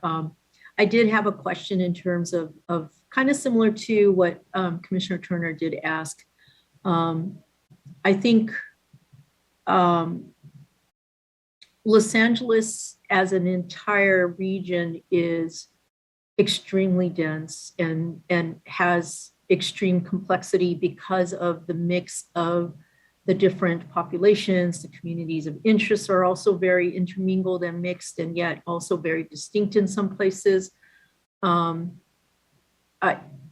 I guess my question is, and obviously there's several VRA districts in there as well as in the Central Valley, but in particular with Southern California, but specifically LA County. Question that I have is I see on the document, it notes particularly Southeast LA. I am wondering how LA as an entirety also falls within this, because I believe that there's going to be ripple effects depending on what is going to be decided. I guess I'm asking because I am a bit concerned that we're also going to try to get to Orange County and San Diego in the same day. When and where, and then also on the next day, I see that revert to LA, and I'm assuming that, I guess that would be the rest of LA. I guess I'm just asking both for some clarity, but also to express some concerns about, to Commissioner Turner's point, I would like to suggest that we need to get LA, cleared up, and I think the other big area too is Central Valley. But I hear what you said about bringing it together, but I think we should try to make sure that we have enough time so that we can just get to a place where we feel good about where LA is going to shake out because of all the different communities that we have there. Any response from Commissioner Sidwani and Furnishari? Yeah, so first of all, I think Commissioner Turner, your suggestion is great, and I'm happy to think about how we could try to incorporate some of that. But I want to speak specifically to your questions, Commissioner Kutagawa, about Los Angeles. When we were working on the draft maps, we really didn't touch Los Angeles in our assembly and congressional districts. We generally said, the basic architecture looks okay, but let's leave it.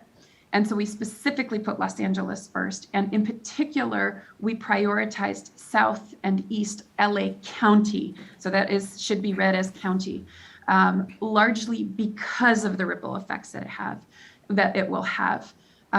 It's going to have northern ripple effects also, but specifically what we have not had a chance to look at is the interconnectedness of Los Angeles, those southern parts of Los Angeles County, along with the Orange County border, along with on the eastern end, along with those VRA districts that are built out in the Inland Empire in San Bernardino and Riverside. And so we really wanted to focus ourselves on Los Angeles, and in particular, think about those impacts going southward, right? Because there's a lot of VRA considerations that are happening throughout that region. That's not to say we aren't concerned or not thinking about the northern parts, but to kind of leave that in the beginning portions, focus ourselves on some of those VRA considerations and what that's going to do as we continue to ripple down. We put all of those on there together because we anticipate what changes we might make in Los Angeles could potentially have ripple effects down to the Mexico border. And which was largely why, during the draft maps, and I certainly know I was a part of it, and many of us felt like, ooh, let's not get too far down the rabbit hole of making changes to Los Angeles because it's gonna have a larger impact. So that's the thought process there, is really focusing on those key areas that we've identified and working our way southward. And we gave ourselves the southward direction because otherwise we start hitting into the Central Valley, right? And so we want to kind of separate ourselves to some extent in doing so. And we'll see how we do. It's one map at the end of the day, so there's going to be ripples. This is why we've gone to this hybrid approach, right? So the idea being, if we're in a live session, say with Jamie, the map, our fabulous mapper for Los Angeles, who's been kind of leading the charge in Los Angeles, if we can tell her and explore some of the key priorities that we have, perhaps it has something to do with, Asian American representation in the maps or communities of interest.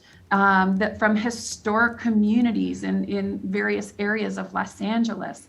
If we can articulate what those priorities are, we can take a look at some of the, what would be the ripple effects of doing it. We could also offer to Jamie, this is what we're trying to achieve.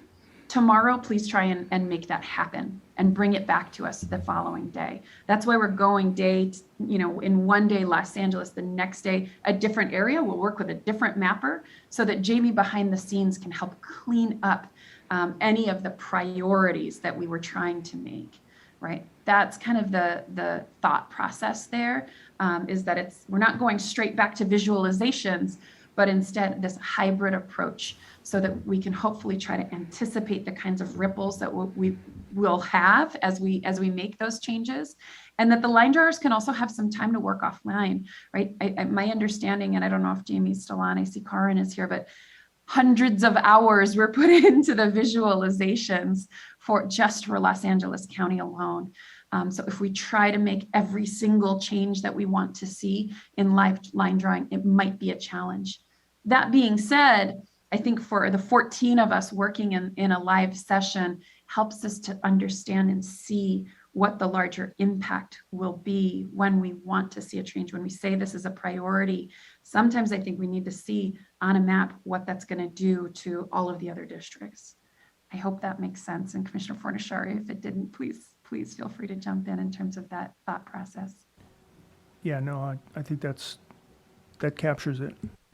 I'd like to, so then just for clarification, Commissioner Sadwani, you mentioned, I get what you're saying, it totally makes sense. I guess my other question then would be, why LA, Orange County, and San Diego instead of LA, Orange County, and the Inland Empire?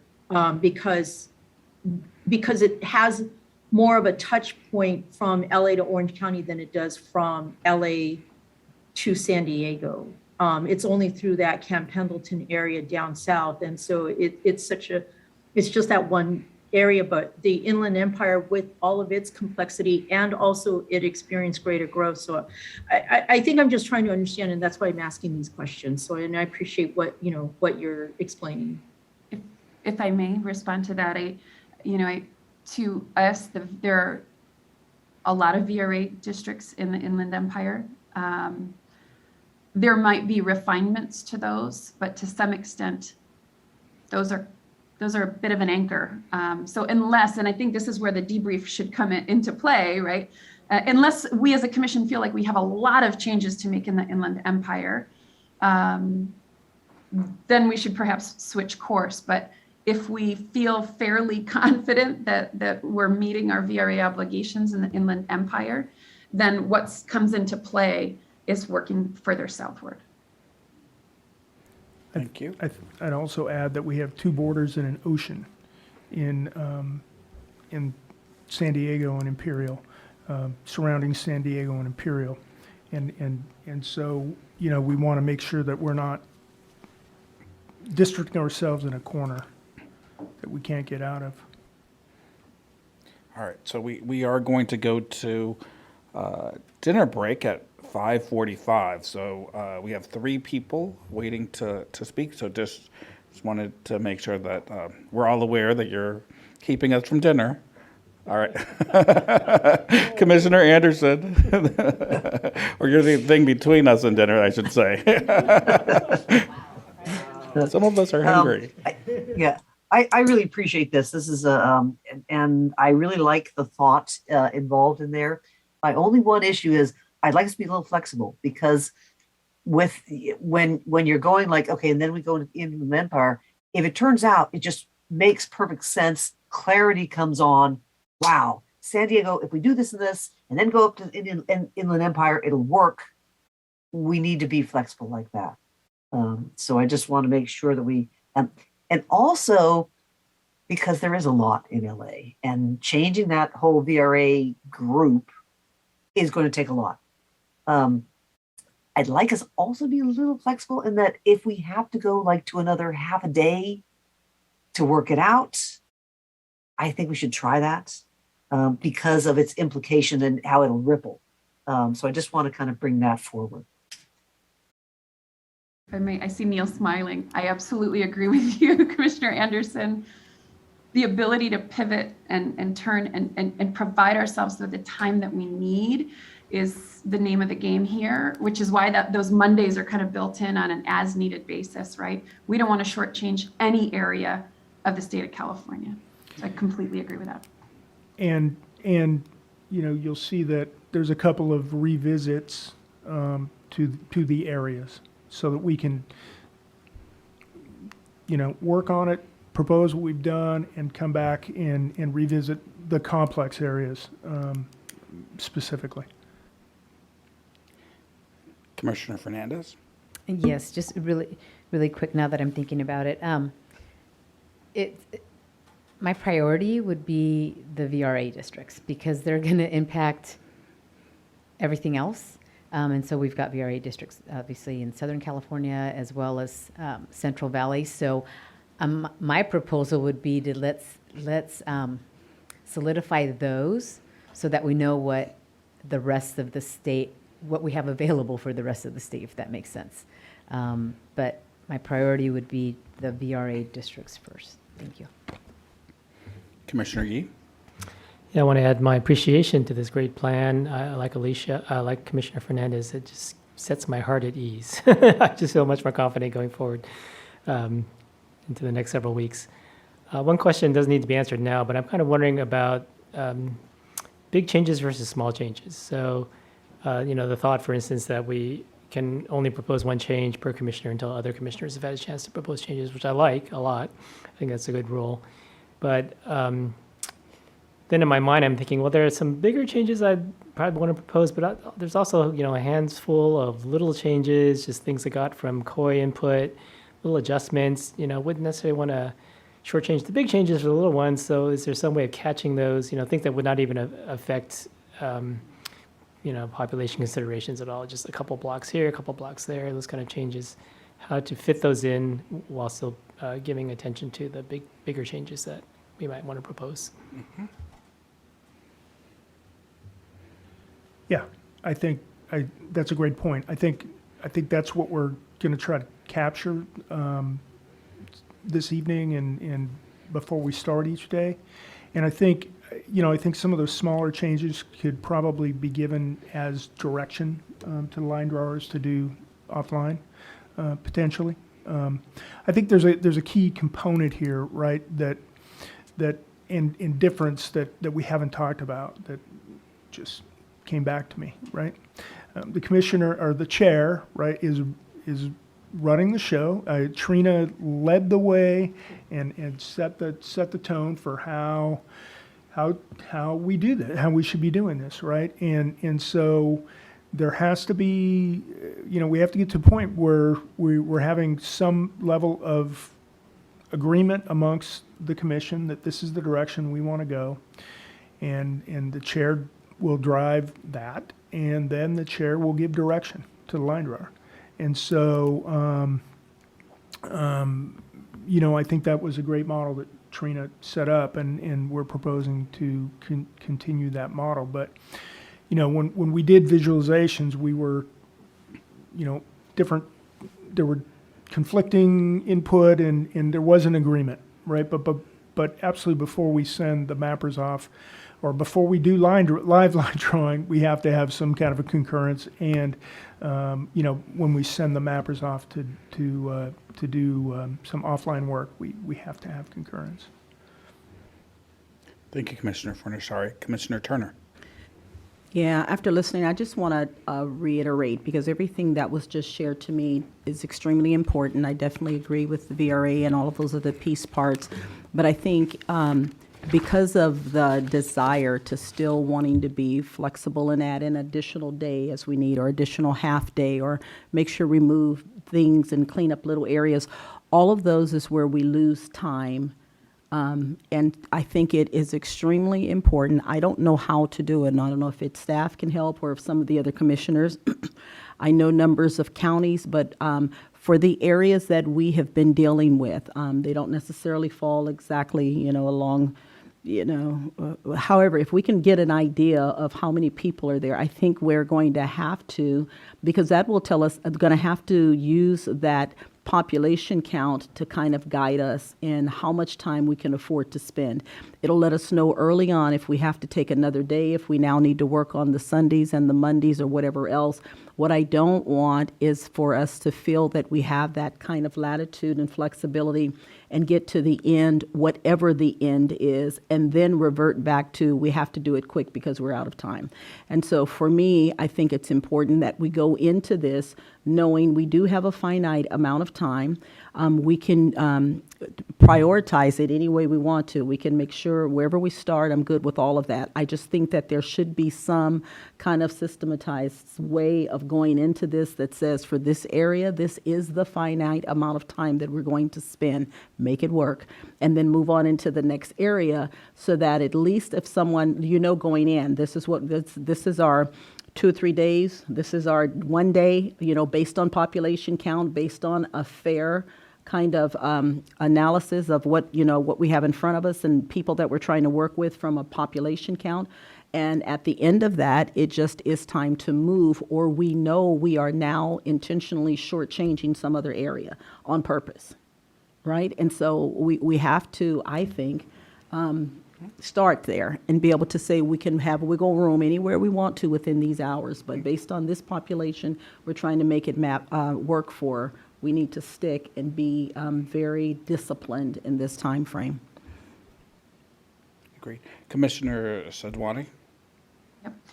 I just wanted to be responsive to that, Commissioner Turner. And what I'm wondering is, look, we're getting started tomorrow.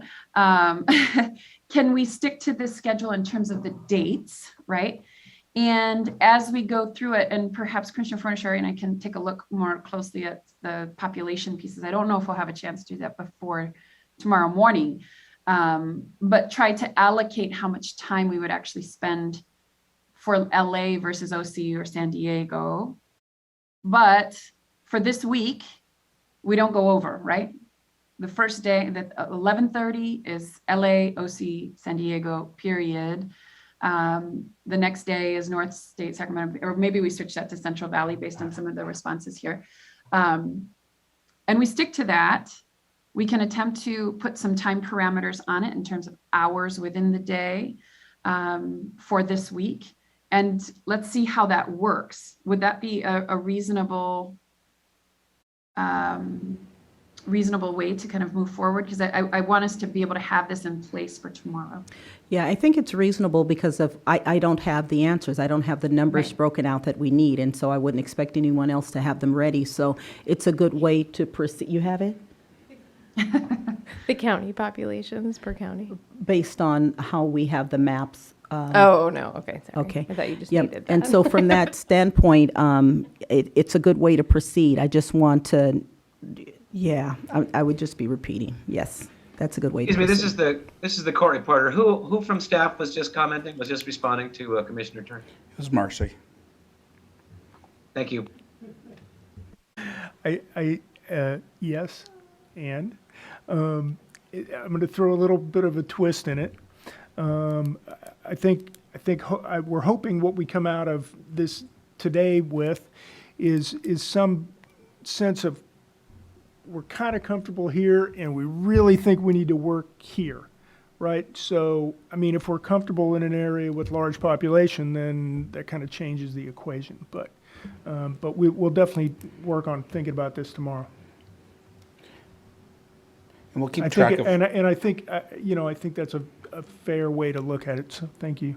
And we'll keep track of how much we're spending on each one of the districts so that we can monitor as well. Commissioner Kutagawa?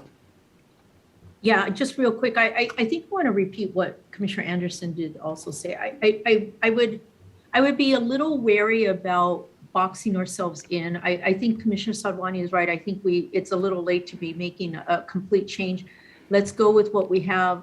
Give ourselves a little bit of the flexibility that we need to see how it works out. And then maybe next week we could figure out, a little bit more of how much time we're going to need for everything. But I would support just let's keep it with the way it is and let's just allow ourselves a little flexibility, at least for this week, and not box ourselves in too much. So thank you. Thank you, Commissioner Kutagawa. And with that, it's dinner time. So we will be back at 6:30. So we're on break.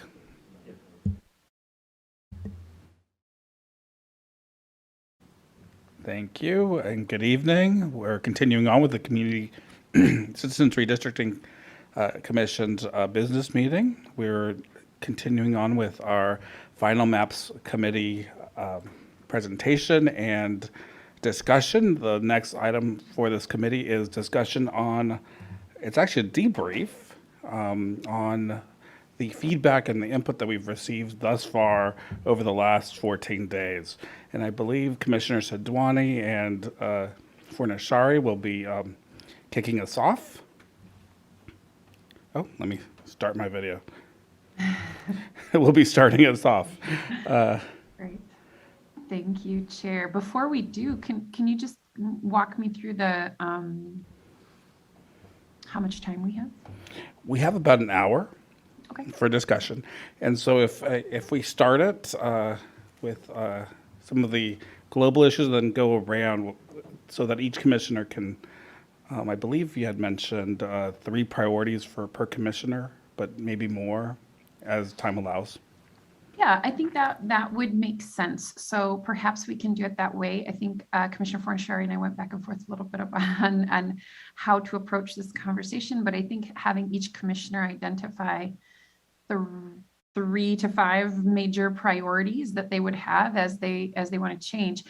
What he and I will be doing behind the scenes is taking the notes themselves, so that hopefully we can synthesize them into very specific priorities. And of course, this is a conversation also. So I think perhaps we can do a short round and try to limit ourselves to about 2 minutes each. That would take us about 30 minutes to get through everyone, to list some of the top priorities. And from there, once we've heard everyone's top priorities, perhaps we could engage in trying to better understand and synthesize some of the testimony that we've received, right? And we can actually engage and talk through, well, it's interesting you have this as a priority, but I might feel differently about it. So I think if we each take about 2 minutes to give those top priorities, that'll take about half an hour, and then I would leave us with half an hour to kind of engage with one another. Does that work for everyone? So I'm hearing top priorities. Are you thinking 3 or 5 or how many? 3? I mean, I'm hoping 3, but Okay, so let's absolutely whatever you can fit into 2 minutes, and we'll try to capture it. I like that. So whatever you can Okay. fit into 2 minutes. And Christian, can you help us with monitoring the time? Because we're serious about our time. So Commissioner Sinai, let's. Oh, you want to be last? I thought you had your hand raised. So with that, let's see. Who wants to go first? Hey, I need you guys to be as quiet, okay? That was not for us. And yes, we will be quiet. Thank you. We will try our best. Start to your left. Start to your right. Any commissioner want to start? Or I want to take volunteers. Let's start with Commissioner Hernandez. Sure. 2 minutes. Oh, okay, so number 1 priority is to get all of the VRA districts finalized, because then the rest of it, I can't get to my number 2 and 3. And so I focused my review of all the comments mainly for the north area. So with that, one of my priorities, and we heard during quite a bit of public comment, was the cities and unincorporated areas in Sacramento County are different from the surrounding counties, such as Placer and El Dorado. So my priority is to keep the Sacramento County areas together, and then also build another, hopefully another district that has the suburbs of Sacramento that are in those other counties. And then another priority I have is as much as possible, having Butte, Sutter, Yuba, Glen, Colusa, and Tehama together as much as possible. They do have the ag, and as I've been told, as I'm a flatlander, so as a flatlander, they have different concerns and issues than those in the mountains. And then 1 minute. my other priority is Del Norte. Initially, I was okay with going with the coastal, but now I'm having second thoughts and thinking that maybe they do have more in common with Siskiyou going inward to the east. So that's probably something I would like to work on as well. 30 seconds. And thank you for that 30-second reminder, Christian. And I think that was 4, but again, I have to circle back to VRA. We really need to get that tied down. And then also the ECA Coastal District, 15. trying to figure that one out. Time. Thank you. Yes. Commissioner Anderson, are you ready to go next, or do you want to? You're next on my screen. That's why I'm asking. Sure, I'll jump in with the. I like the things what Commissioner Hernandez said, except that I also have, I like a lot of that. A couple of exceptions, but then my other priority is the East Bay, the Tri-Valley. We kind of said, well, kind of threw something out there and never really kind of revisited it. And that Cherryland, that whole area. And there's tweaks all around the South Bay, cleaning up San Francisco a little, and Solano. We divvied up that huge chunk out of it, and everyone said they hate it. So I'd really like to fix that. And I think, and then Hollister, the San Benito area. There's also then in the valley, but I know other people will be saying that. Thank you. That was well under 2 minutes. Who wants to be next? Commissioner Vasquez, thank you for volunteering. Yeah, my priority is voting rights districts in Los Angeles County, and how they, and especially sort of the transitions, particularly into Orange County, North Orange County, and trying to figure out also both the South LA and Northeast LA regions. And then also, to be specific, the West San Gabriel Valley, particularly in the congressional area. Thanks. Thank you. Commissioner Ahmed. Thank you, Chair. My priorities align with some of the items that have already been stated. So just to highlight, of course, the criteria that we all have to abide by, population, VRA, et cetera, but with specific emphasis on the VRA areas that we have yet to nail down. LA County is a huge priority for me just because of how densely populated that area is and the various VRA considerations as well as communities of interest. I'm also interested in focusing a little bit on that border next to Nevada. We've heard conflicting testimony about whether to cross over the mountains or to keep it a more north-south type of district. So I'm definitely keen on trying to explore that area more. Thank you. Thank you, Commissioner Ahmed. Commissioner Taylor. Good evening. Our priority is the state, but I guess we can highlight a few of the issues again. Going with Commissioner Vasquez and Commissioner Ahmed just said. I think my mind is in the same area. Of course, the VRA sets the pace, so I really think that we should concentrate on those VRA districts. And then LA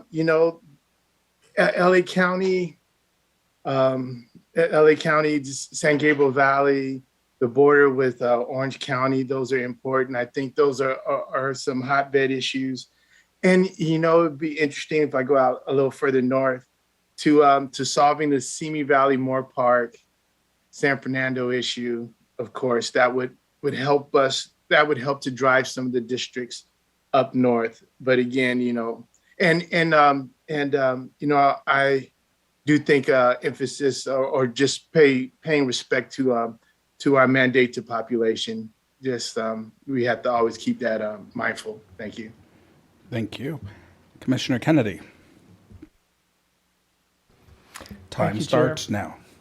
Thank you, Chair. Oh my gosh. Okay. So top two, the split along the 10 in the Coachella Valley is a major problem. Plus the fact that that split actually splits tribal lands that we were trying not to split.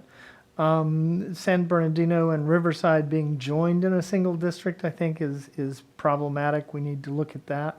Others, that I would say are priorities, and some of these we've heard, some we will hear.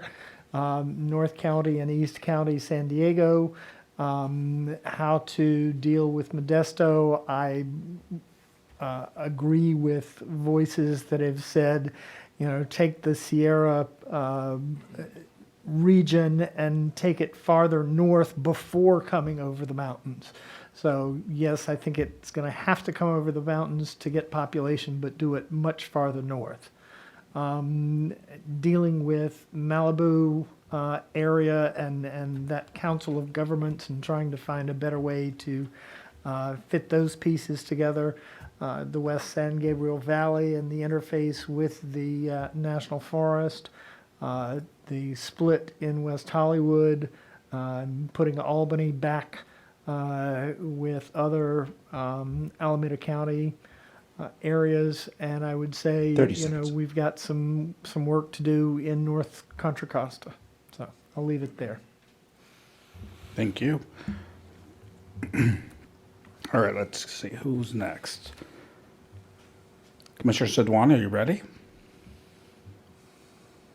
Okay, I was vigorously taking notes of what everyone was saying. So I don't have my own notes in front of me. So some key considerations is definitely nailing down the VRA districts, particularly in the Central Valley. I think to go along with that, we've heard loud and clear from folks in Modesto, as well as from the Sierra folks, that they don't want Modesto in the Sierras. So I would agree with what's been said about taking a closer look at going further north. I think what happens in the Central Valley leaves open the question of then Modesto further north into Sacramento. So I think that there's going to need to be some reconstruction there. In Los Angeles, where to start? Nila, definitely San Gabriel Valley with that 210 corridor area. I think particularly in the congressional maps needs work. And I agree with everything everyone said about the interconnection between Los Angeles and Orange County. That is not a hard border. And we haven't spent a lot of time actually looking at the fluidity that might exist between that. And I think we do have VRA considerations further down that I want to make sure that we are being very mindful of as we begin to cross over into Orange County. And so figuring out what happens there is, of course, of great importance to me. We've certainly also heard a whole lot about San Diego and cleaning up some of the maps in the San Diego areas. So I would add that to my list as well. Thank you. Commissioner Yee? Thank you, Chair. Love everything everyone's saying. Repeat some of them. Get Albany back into Alameda County. Work on the West San Gabriel Valley, the congressional district. A lot of feedback about that. The ECA Sierra District, go farther north and stay out of the valley if we can. Simi Valley and Santa Clarita. Such conflicting testimony, passionate conflicting testimony, but we need to land somewhere there. So landing somewhere there that we feel good about. Our dear friends with the Van Nuys, Sherman Oaks, Poso line that we need to fix in a couple of the maps. Lawndale, heard lots from Lawndale and wanting to be drawn into, to be included with the cities to the north of it. Tri-Valley, yes. Then VRA, of course, all over, but especially in my mind, the Central Valley, and then possibly going westward from towards the Monterey Bay, and what possibilities there might be there. San Benito, not very happy about being included with Silicon Valley, and wanting to see what we can do there. Thank you. Commissioner Kutagawa.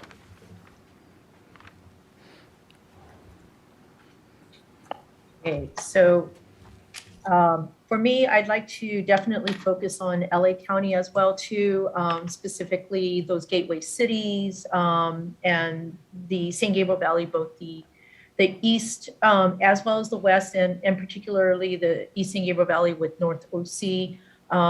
All of Orange County, I think there's different perspectives, very vehement and very passionate requests to stay separated from LA County, particularly Long Beach, especially, coastal district versus no coastal district. I think, there's been some conversation about that. Do they cross over into San Diego County? I'm also interested as well in the Simi Valley, Santa Clarita question. Definitely the Sierras. We've heard loud and clear from the communities there. Would like to explore that. The Central Valley, San Benito, Monterey Coast questions with its, dip into the high-tech areas of the Silicon Valley. Heard loud and clear that they did not want to be affiliated.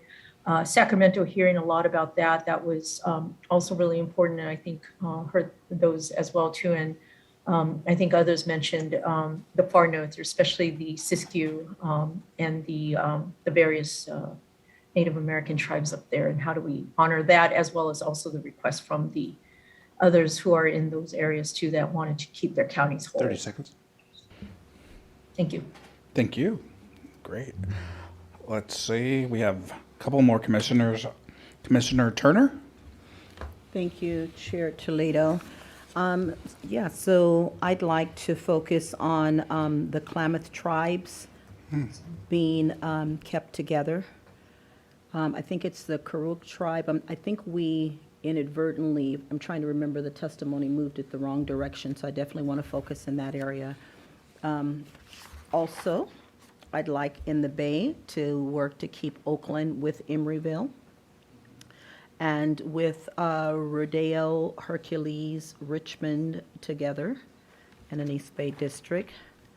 I'd like to work on decoupling Stanislaus from the Sierras, we've talked about in the ECA, and then also see if we can to keep Merced whole. Great. Let's go on to Commissioner Fornashari.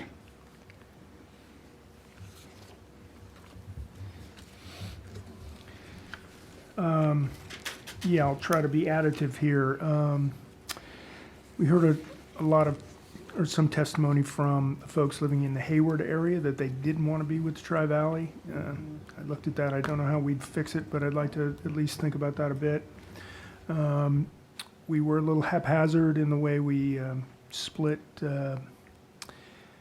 Santa Rosa. I did get a chance to take a look at that to make something that makes more sense. The North State is interesting. We've gotten more testimony recently about going east-west and north-south. I don't know how we're going to reconcile that. I think San Diego, we just radically changed two of those maps very quickly, and we need to get back there and put that together in a way that makes more sense. And that's, I guess, all I can think of off the top of my head. Thank you. So I'll give mine, and I'm going to just keep it high level. So for me, VRA is number one, and focused in the Central Valley, the Central Coast, and Los Angeles, particularly the NELA area, the gateway cities. The question around Long Beach and the OC and Los Angeles rises to the top. We've received significant testimony from that area. We've also received significant testimony from the Central Coast, specifically from the Salinas, Monterey area, the San Benito area, and it's an area that deserves attention, and that we certainly will want to take a look at. And of course, the Central Valley. The Central Valley needs attention as well, as does all of California. And I think we named pretty much every part of California through the 14th of us. So with that, we'll move on to the next. Chair? Yes. Sorry, Commissioner Lamont. Oh, Commissioner Lamont, sorry about that. And Sinai. Two more. Oh, that's okay. In the spirit of being additive, of course, we want to focus on VRA and then making sure that we can just reconcile as many of the areas that Californians have given us feedback on. That's where I want my attention to be. Thank you, Chair. Thank you, Commissioner Lamons. Commissioner Sinai. Thank you. I agree with everybody's got my list, but what rises to the top is really looking at the Yuba Butte, that kind of that whole area, East Contra Costa, and making sure that we are kind of connecting all the working neighborhoods, and it's very different. We're close, but we're not there. Sacramento, I think there's a lot of questions that have been raised. The Coachella Valley, really figuring out, we've got conflicting testimony there, but really figuring out how to keep Coachella Valley together and keep a VRA district strong. For the ECA, really starting with Truckee and Lake Tahoe, north and south, and really starting up there and then moving down versus starting at the bottom and moving up. And then cleaning up San Diego, making San Diego still needs some architectural work that won't be that difficult. Thank you. Thank you, Commissioner Sinai. Commissioner Sadwani, Commissioner Fornashari, I know you've been taking notes. Anything rise to the top? Yeah, so I mean, I'm back here just bullet pointing all of the top concerns you all have just raised. And the thought is, between now and tomorrow, I'll try to rearrange some of that so that we can see what folks' top concerns were by region. Of course, tomorrow we're starting in the Assembly, LA, and working southwards. So certainly we've heard over across many folks who have lifted up things like NELA, the West San Gabriel Valley, gateway cities, Long Beach, that LA to OC interconnection was raised numerous times. So to me, that means that's where we should be spending our time. And then moving further south because of the potential ripples that are going to happen. I'm also hearing a lot of folks talking about the VRA districts in the Central Valley. So I might, throw it out there. And I know this was a recommendation that had been made when we were looking at the schedule, but having Central Valley come before we begin to approach the Northern California areas to kind of hammer that piece out. And I think from here, it would be really helpful to talk through some of the key testimony that we've heard. I'd be curious if folks are having the same thoughts on some of these areas. To the extent that we can do that right now, I think our mappers are available to pull up the map for us and look at some of it, not actually start line drawing, but at least so we can have it up as a visual. If there are particular areas where folks would like to have a little bit more in-depth conversation, I think we've received a whole lot of testimony over the last 14 days. And as many of you pointed out, conflicting testimony. And so I think here is our opportunity to talk a little bit more in detail about the pieces that feel like they're conflicting throughout the state. I think if I may throw one out there, and I'm sure the conversation will move from there, I think the Modesto Sierra piece, I heard a lot of people mention the Sierra district. I think it's called ECA in both Assembly and Congress. It sounded like there was a lot of folks suggesting that we should definitely be creating from Inyo all the way north to at least Truckee and grabbing that population elsewhere. I think that would be an interesting place perhaps to start some of our conversation. And the kind of testimony everyone had.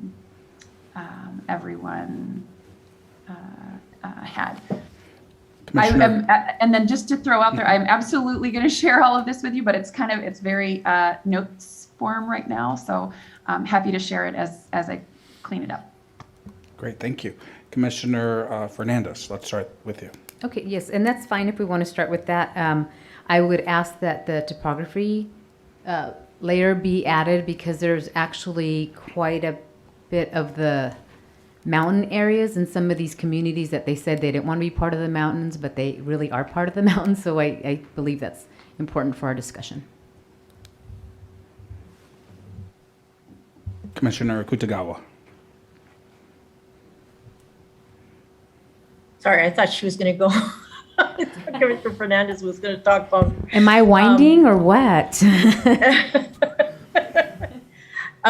So just for clarification, Commissioner Sadwani, so we're going to start here in terms of what our conflicts are or what we've heard and kind of try to hash out what we're going to try to agree upon. I think I'm just asking for clarification here. Yeah, I mean, this is an opportunity for us to talk about the comments that we've received. So I think we can really go in any direction we want to here. I was throwing out the ECA district as a potential starting point because I think we heard a lot from it. And as everyone was prioritizing their comments, that came up quite a lot. If you want to start off. Thank you. Okay, I think then I'll just start it off with just maybe a general comment that a theme that I've heard from all that commented on this particular region. What I heard is the mountains does create a very large and at times, especially during the winter, impassable path to go from east to west. And so anybody who lives to the east of the mountains have to go north-south. And so the concerns around anything being on, as they call the valley floor, and besides just the identification, was one of geography and just trying to cross over. And so I guess I'll just start there and just say that's a starting place where I heard as a way to kind of think about the area. Thank you. Commissioner Fernandez. Yes. Thank you for cueing me in, Commissioner Kutagawa. And I actually think we should go start at Inyo and go up. But what I thought was important that everyone should see, because we did receive testimony from many of the counties not wanting to be split. But if you look at the topography, you've got Tulare, Fresno, Madera, all of those counties have the mountains on there, so they may have to be split. And that's I think what was important to me when I was looking into this further and digging down and getting more of that information on the mountains, that more of the counties may need to be split in order to keep that Sierra type district. And again, it will be large because many of these areas, population-wise, are small. Commissioner Anderson. Yeah, thank you. Yeah, what I see in this area is, Stanislaus said, and Commissioner Fernandez just said, the flat part of Madera, which is that area, but actually it's a little further up. Because if you remember, we had testimony that talked about the horse gold, I believe is the sort of area where they were talking about in Madera. That is part of the Sierras, but the rest really isn't. And that's what everyone in the Valley also said. It's like, what are we doing here? So I would like to see us almost, do the reconstruction sort of around the edges, so we can kind of have a really good look at, how we redraw part of the areas in getting our VRA districts good and really solid with solid numbers, because that's a really concern. But it will definitely have to go further north. And then I think actually we might end up, I know we created another district kind of in that area, but we might shift it elsewhere to accommodate. It's just sort of what I'm thinking. I'll just stop right there for now. Thank you, Commissioner Anderson. Commissioner Kennedy. Thank you, Chair. Regarding the Sierras, there are two things. One is traversability of the Sierras is one question. The other question is, mountain communities versus valley communities. So, if we're talking about traversability, then we're talking mostly an issue affecting Inyo and Mono and the counties on the eastern side of the Sierra Crest. If we're talking about mountain communities in general, then we're talking, as Commissioner Fernandez said, we need to have the the terrain layer and see what is mountain and what is valley. But we would still be faced with the traversability issue. Thank you. Thank you, Commissioner Kennedy. And Commissioner Kutagawa? Yeah, I think on just to build upon what Commissioner Fernandez and Commissioner Kennedy just said, I'm also thinking about not only what we've read, but Commissioner Anderson and I had the outreach liaison role to these counties, or at least particularly some of the eastern counties. And the understanding that I got is that the mountain communities would prefer to stay with the valley communities to the east. So that would include like Mono and Inyo, and particularly because they have some working agreements, government, like council of government type work. I think they talked about some of that, although, the further up it went, I did read in some of the COI testimony that they don't all see themselves as being together, but I think due to population needs to establish the districts to meet those deviations, we're going to have to go further north. I think that's where it's going to get a little trickier, but I would suggest that we perhaps look at maybe some of the mountain crest, or perhaps even down from the foothill communities as a place, perhaps to what I think it was Commissioner Fernandez that suggested potentially having to split these counties. That's just food for thought that I'll just put out there. Thank you. Thank you, Commissioner Fornashari. So let's see.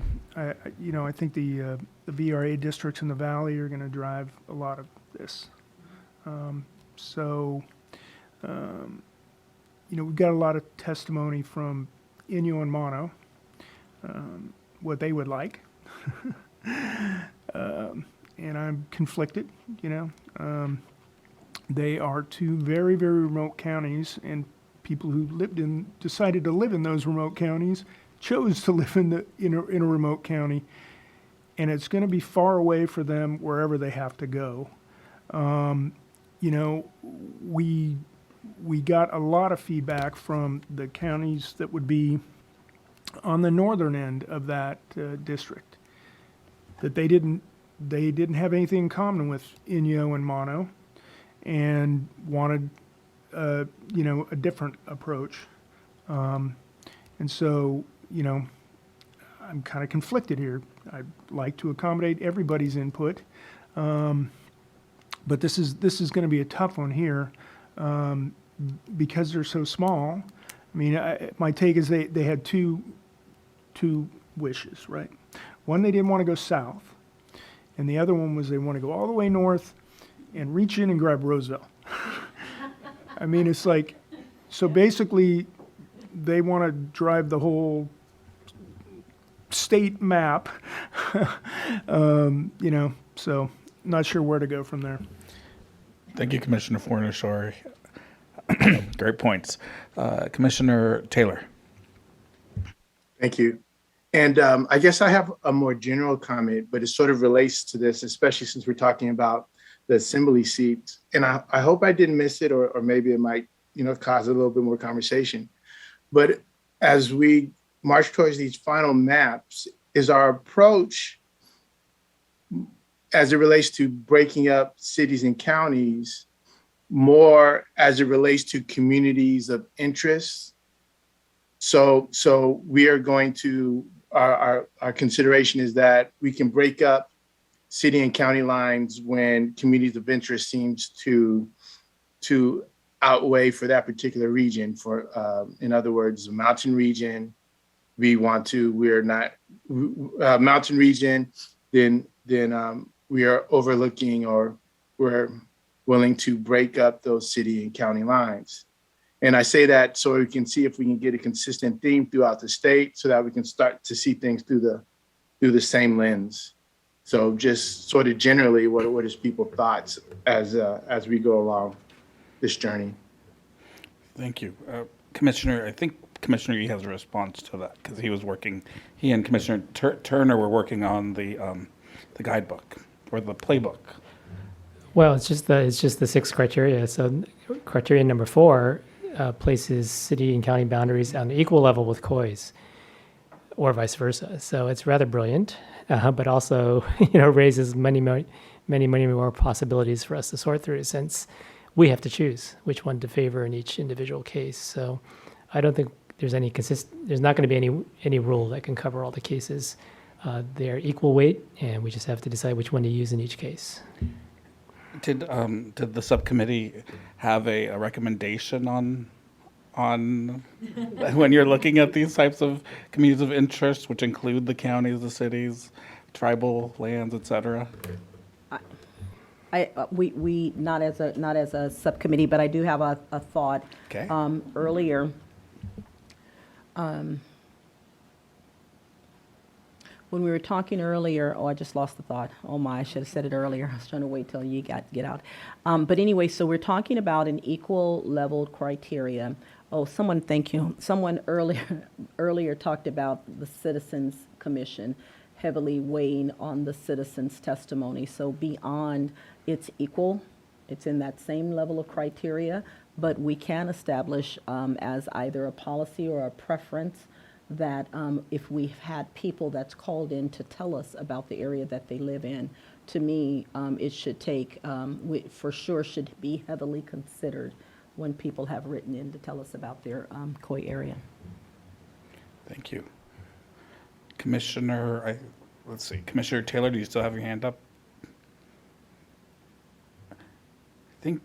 I think he has. No, I'm gonna raise it. I'm gonna lower it. Thank you. Okay, no worries. Commissioner Anderson?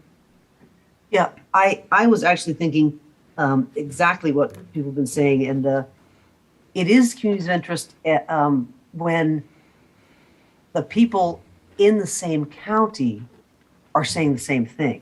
Like, we would like this to be cut up.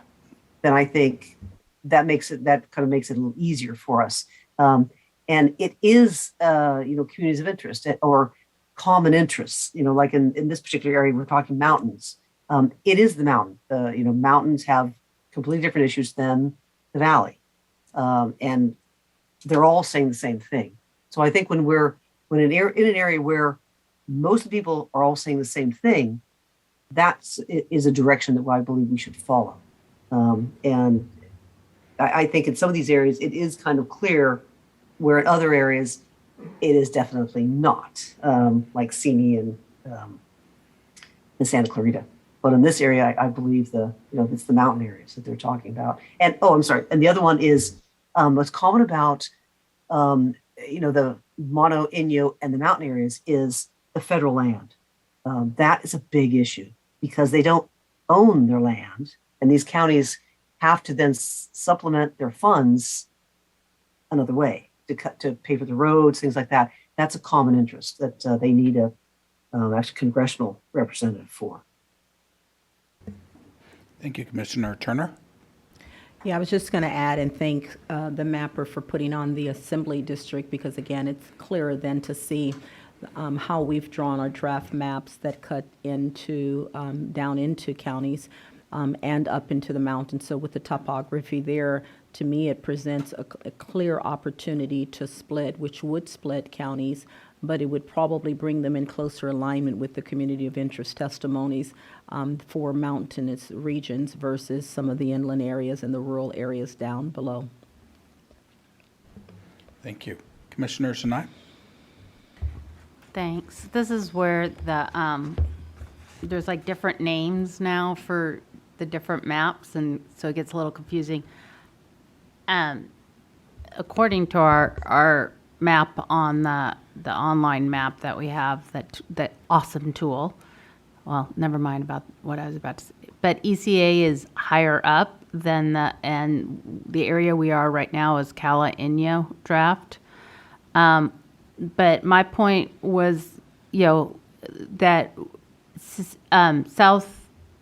North Tahoe, South Tahoe, Truckee are in 3 different counties, and we've kind of just like chose which county to put them in versus join all 3 counties up there together. And so most of the testimony says, please keep Sierra, Placer, and El Dorado together. And I think that, just for us to think a little bit about how we are joining on the east side. I think we took a lot more time looking at the kind of down on the valley, but if we can start up there and then see what makes sense down below. Thank you, Commissioner Sinai. Commissioner Yee? Yeah, what I remember from the Mono Inyo testimony was the fear of once again getting a representative from the valley. The feeling was that if you grab population from the valley, that's almost certainly where their representative would come from. So that in mind, I think it does make sense to split counties along the ridgeline and go as far north as you need to for population. Now, the problem is that's really far north. So, Inyo, Mono, Alpine, you've got about 33,000 people in the 3 counties altogether. So you start going north, and how far north do you go? You actually get to Plumas before you have almost a congressional district. So, and that includes all of Placer, so it's just a lot of population need to fill in somehow. Thank you, Commissioner Yee. Commissioner Kitagawa and then Commissioner Sadwani. Yeah,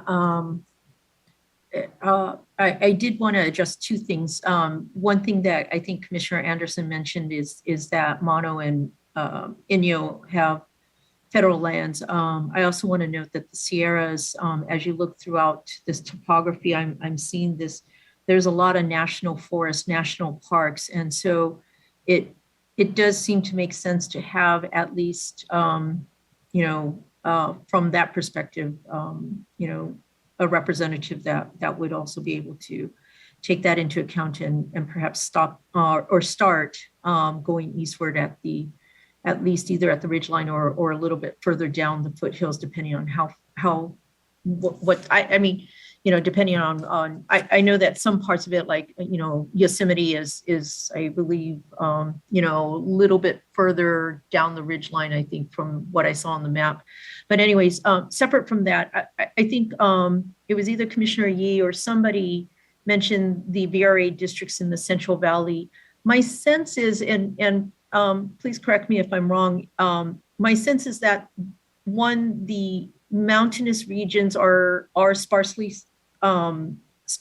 populated, and that those who do tend to live in those areas tend not to be quite as diverse, and I do wonder if removing them would actually help increase the CVAPs of some of the Central Valley areas. It may also mean, in some cases, moving a little bit more westward in that case, but just wanted to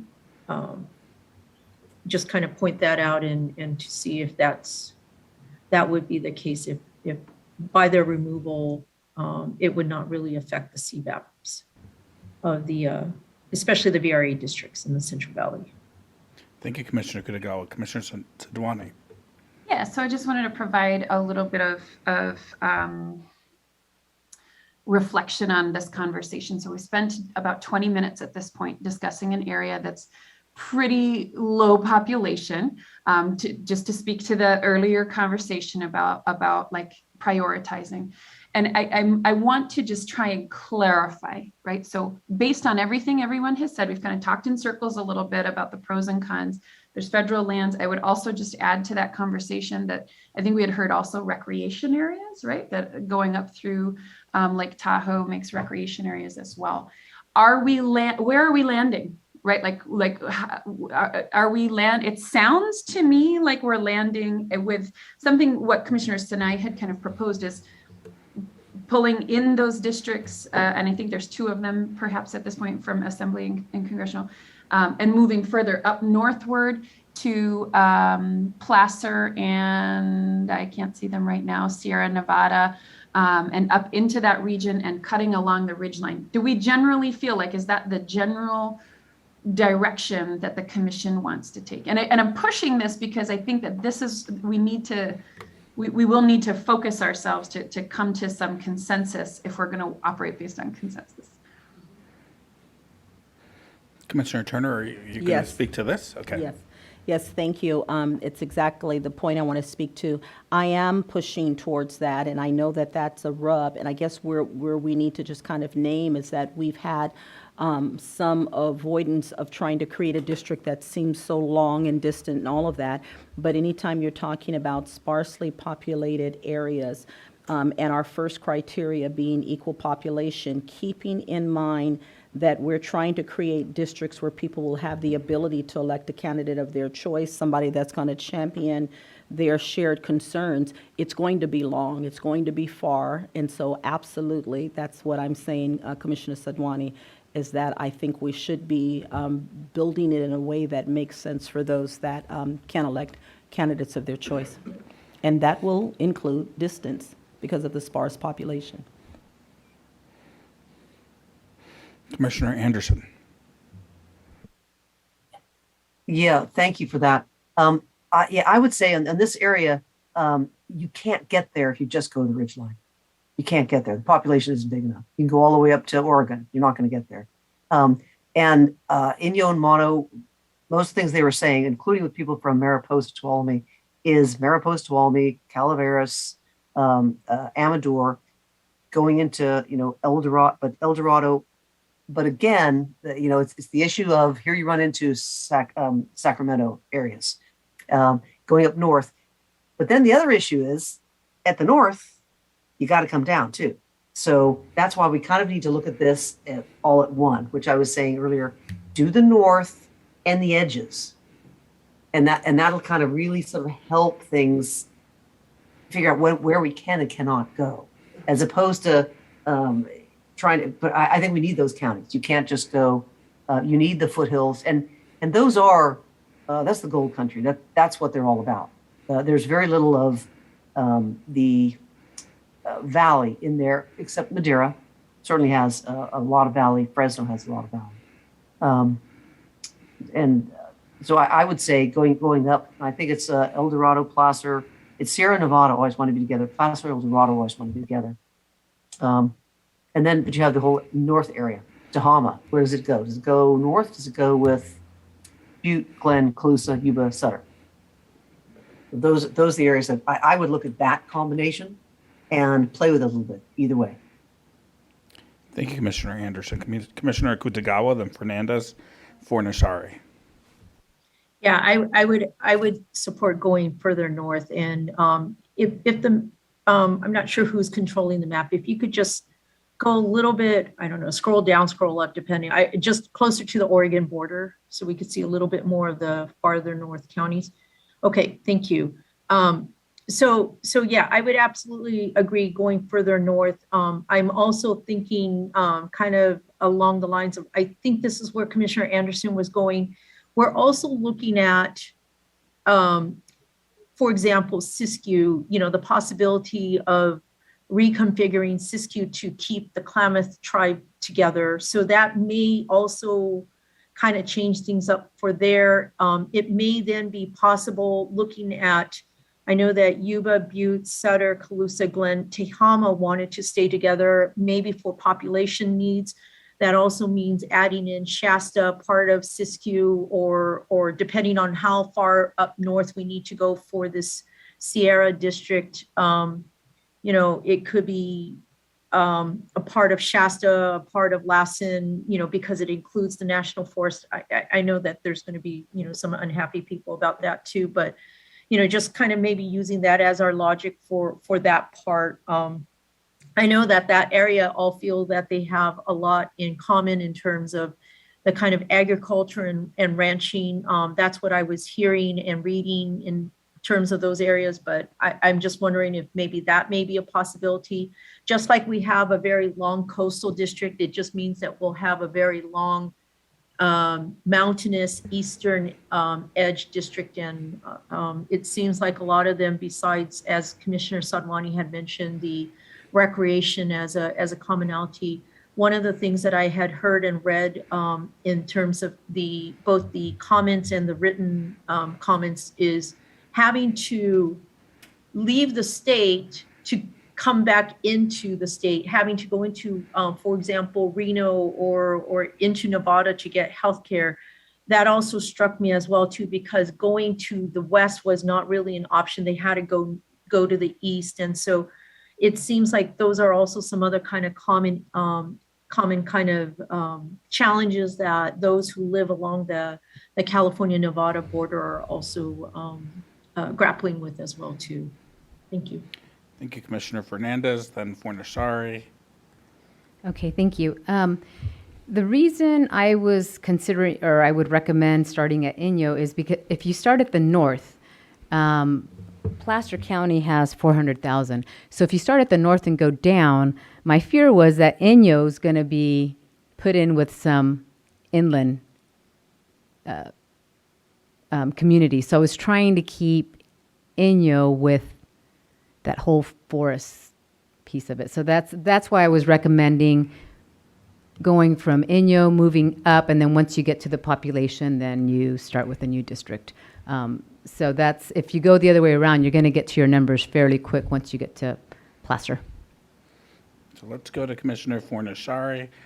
I feel the conflict that he was feeling, being conflicted. So let's see if he unconflicted himself. No, I didn't. I mean, we heard a lot from Placer and El Dorado and Nevada that they're east-west counties, not north-south counties. That they, when we drew the district that we're talking about now, we get tons of feedback from those counties that they didn't like it. You know, I'll just touch on the Siskiyou County thing. We did that, and we didn't like it. And so, you know, we're talking about doing it again. We got a lot of feedback the other way. So I guess I'm just highlighting that we have a lot of conflicting COI input that we're going to have to work through. But I'll just circle back to what I said before. We got to get those VRA districts figured out because, for instance, you know, Fresno in the assembly, the northeast side of Fresno is sort of an island out there unto itself. And where is it going to go? Right? It's got to pick up a lot of population to make a district. So how do we do that? You know, so we have to consider it all in context. Thank you. Yes, and the VRA districts are certainly going to impact the infrastructure of the whole state. And Commissioner Sidwani, your comment? Completely agree that the VRA districts impact the architecture of the whole state. So I'm looking at this just from an exercise of us discussing this area. And what I'm seeing is that we're not coming to any agreement. And it's not clear to me yet what the priority would be. Is the priority to create that north-south district? Or is that a shared priority of the commission?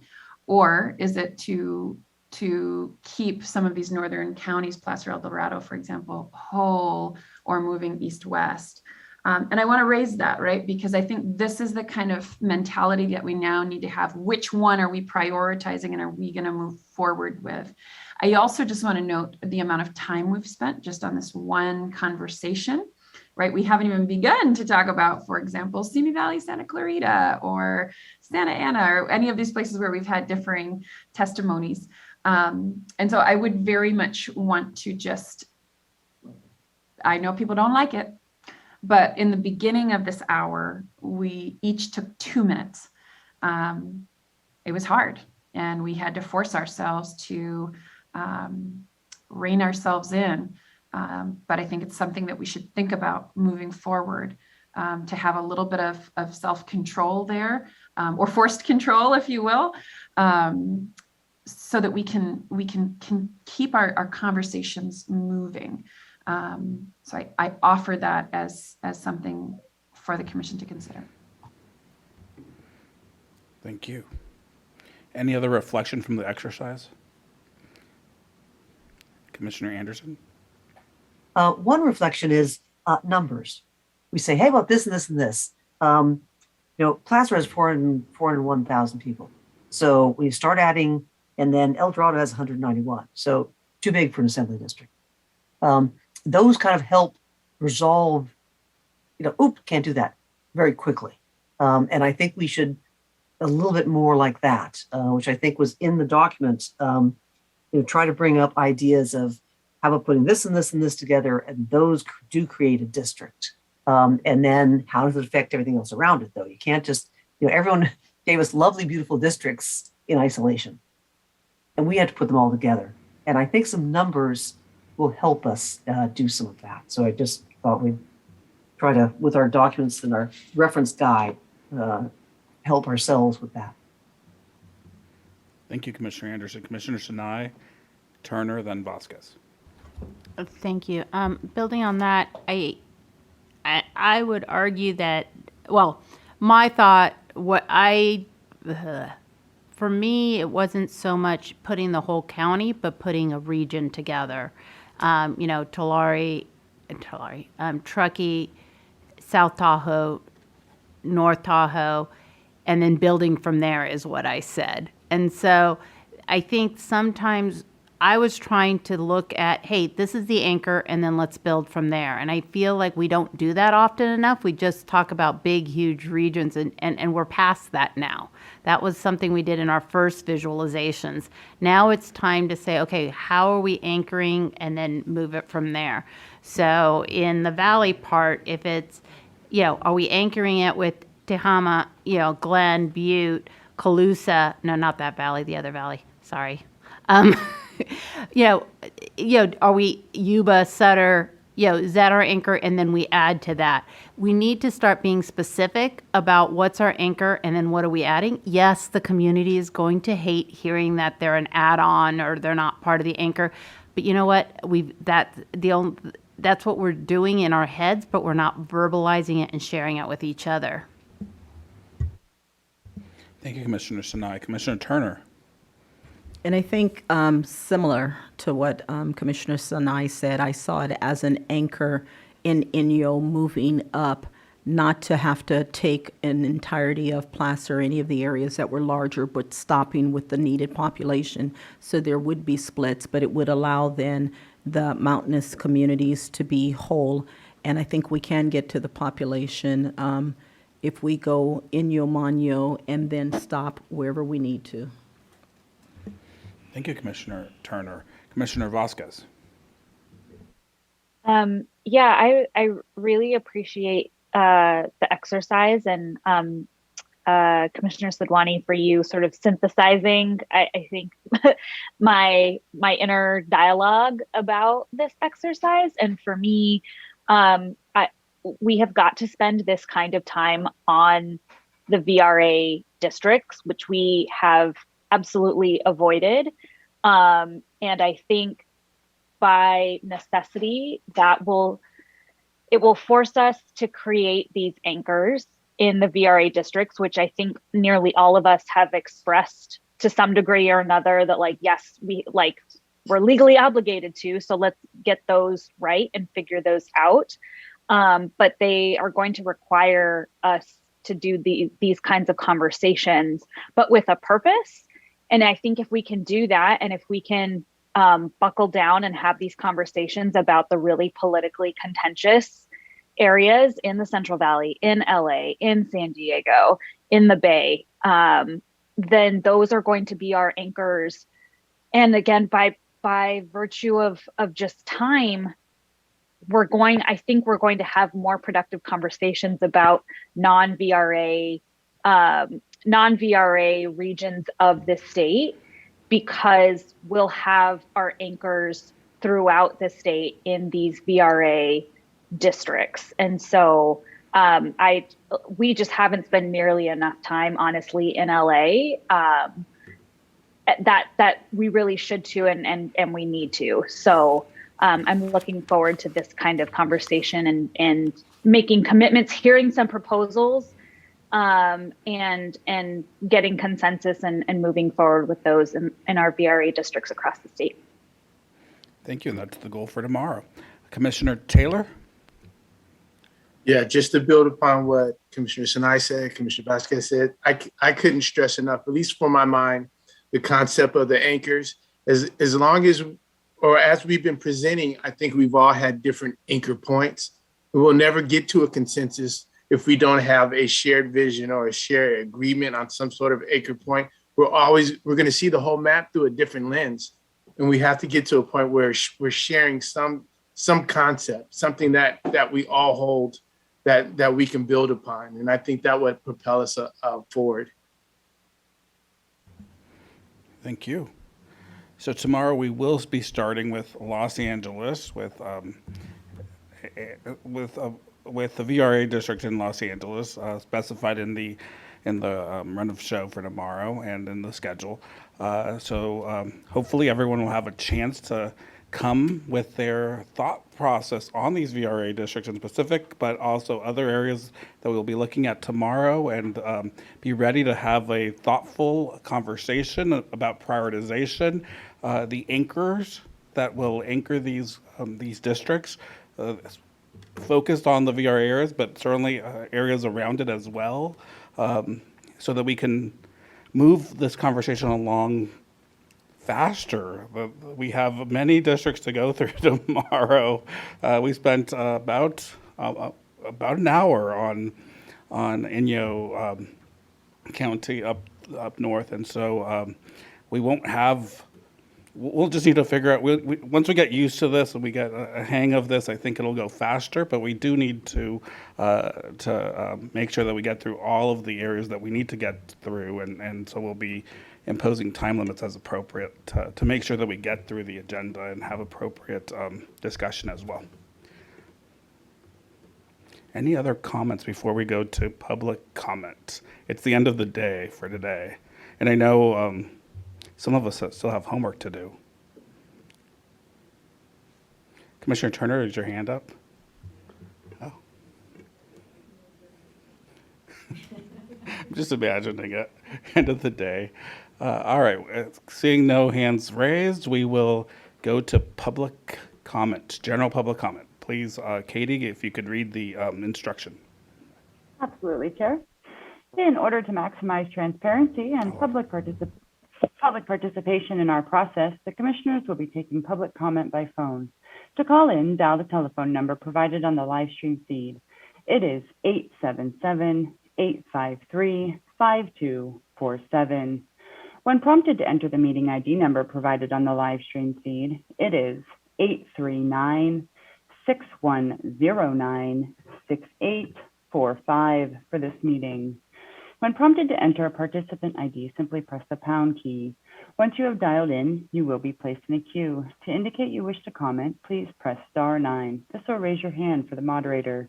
When it is your turn to speak, you will hear a message that says the host would like you to talk, and to press *6 to speak. If you would like to give your name, please state and spell it for the record. You are not required to provide your name to give public comment. Please make sure to mute your computer or live stream audio to prevent any feedback or distortion during your call. Once you are waiting in the queue, be alert for when it is your turn to speak. And again, please turn down the live stream volume. There'll be a 2-minute public comment period with a warning at 30 seconds and 15 seconds remaining. And we will be starting off our evening with caller 1302. And up next after that will be caller 3241. Caller 1302, if you will please follow the prompts to unmute by pressing *6.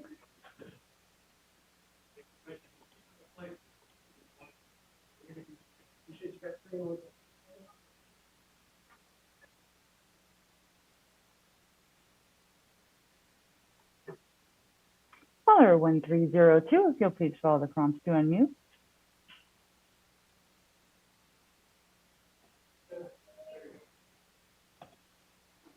Caller 1302, I do apologize. There may be some type of connectivity. Oh, no, there you go. The floor is yours. Okay. I wanted to uplift the need to reach a general consensus among commissioners before implementing a change, that all commissioners have a chance to be heard, and each individual should be able to suggest changes before any one commissioner makes multiple changes. Watching your November line drawing that balance was something often lacking. One commissioner would often dominate the conversation, usually the commissioner from that area. Difference to the home team may have been helpful early on, but it is time to move beyond that. I encourage you to not only embrace these policies, but the principle behind them. All 14 of you are going to have to vote for all 176 districts.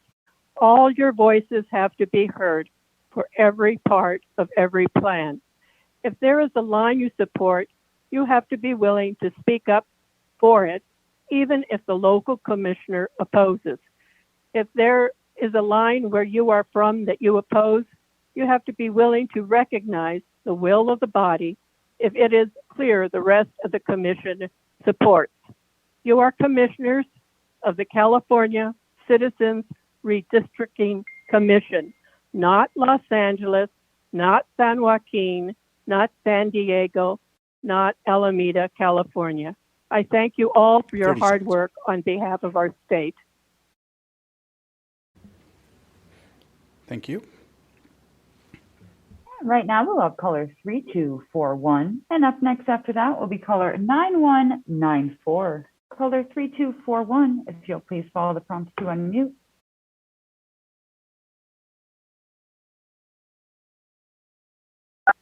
Can you hear me? We sure can. The floor is yours.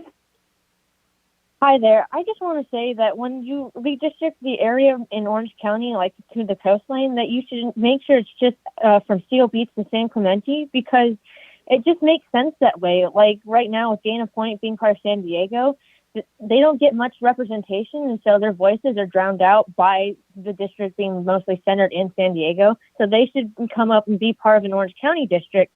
And also keeping inland cities out is a good idea too, because they have nothing in common with our area, with our coastal communities. And then also keeping it out of LA, because LA and Orange County are like almost two different worlds. And so I think just an Orange County district, a coastal district, would make the most sense. Thank you. Thank you so much. And right now, we will have caller 9194, and up next after that will be caller 5428. Caller 9194, if you'll please follow the prompts to unmute.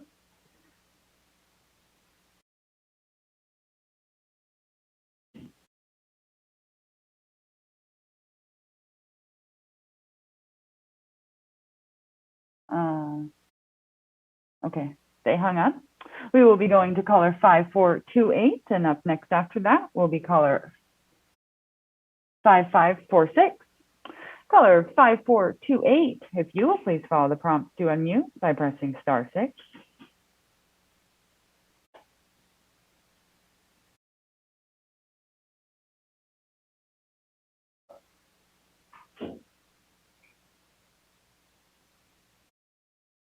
The floor is yours. Commissioners, I have been watching your hearings for several months and have followed visualizations to preliminary maps. You have worked toward your population goals and less than 1% deviation in congressional districts. When you found that you had reached those goals, you moved on. No one ever asked, did we fix that problem? Did we create additional problems? You must be willing to go back and fix the unintended problems. The Northern Contra Costa map is one of those congressional districts. Albany is small. Alameda County incorporated area is included with Richmond and Contra Costa and Vallejo and Solano counties, 200,000 plus people cities, both with great needs. You must be willing to go back to a previous idea that may be better. It is hard to admit you need to reconsider, but we are running out of time. The public needs to comment on any changes. There will be additional time to comment in 10 years, but the final maps are just that, final. Please consider the North Contra Costa Congressional District for changes that will be better for the residents. And thank you for teaching the best postgraduate course in geography and government that I have ever taken. Thank you. And right now we will have caller 5546. And up next after that will be caller 3023. Caller 5546, if you will please follow the prompts to unmute.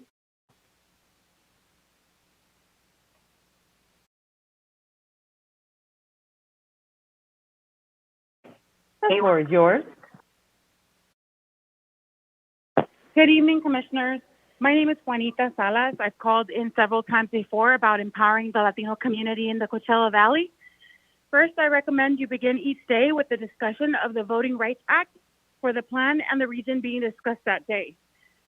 If that is done in closed session, it is no longer acceptable to deny the public a substantive report.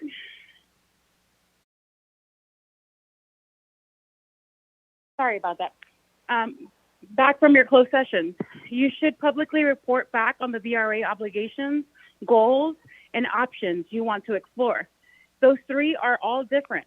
An obligation is a floor established by the VRA. There is an obligation to draw X districts in Y region. There is not an obligation in Z region. So any majority minority districts should be drawn based on other criteria. A goal is something you want to pursue to further the purpose of the act. While District X is compliant, we would like to boost the CVAP for Group Y to maximize their opportunity to elect. An option involves trade-offs between the VRA and other criteria. We would like to keep exploring and keeping Community X whole while still drawing VRA compliant District Y, recognizing if not the VRA is the higher priority criterion. That simple report will help focus commission debate and discussion. Just wanted to make sure that you know that lawyers will always say, don't tell anyone anything ever. But this is not the VRA Council Redistricting Commission. This is the Citizens Redistricting Commission. Thank you. Right now we'll have caller 3023, and up next after that will be caller 0313. Caller 3023, if you'll please follow the prompts to unmute by pressing *6.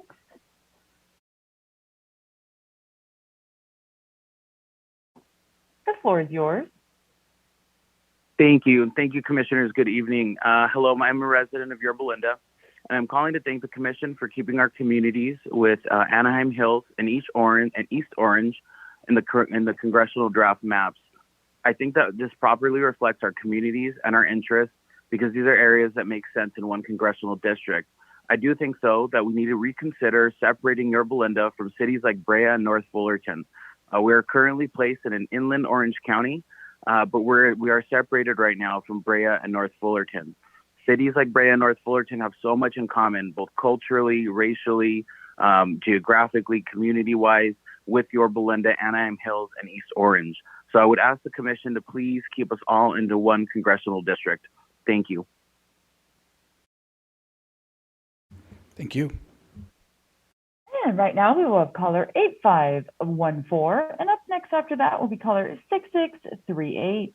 Caller 8514, if you'll please follow the prompts to unmute by pressing *6.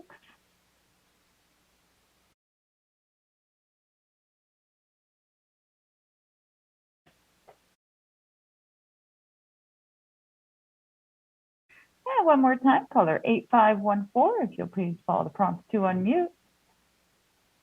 Oh, they hung up too. All righty.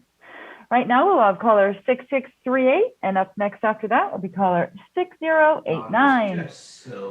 Caller 6638, if you'll please follow the prompts to unmute by pressing *6.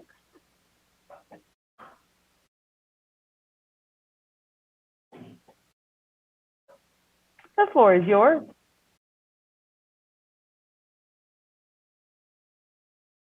Caller 6638, might want to double check your phone and make sure you are not on mute.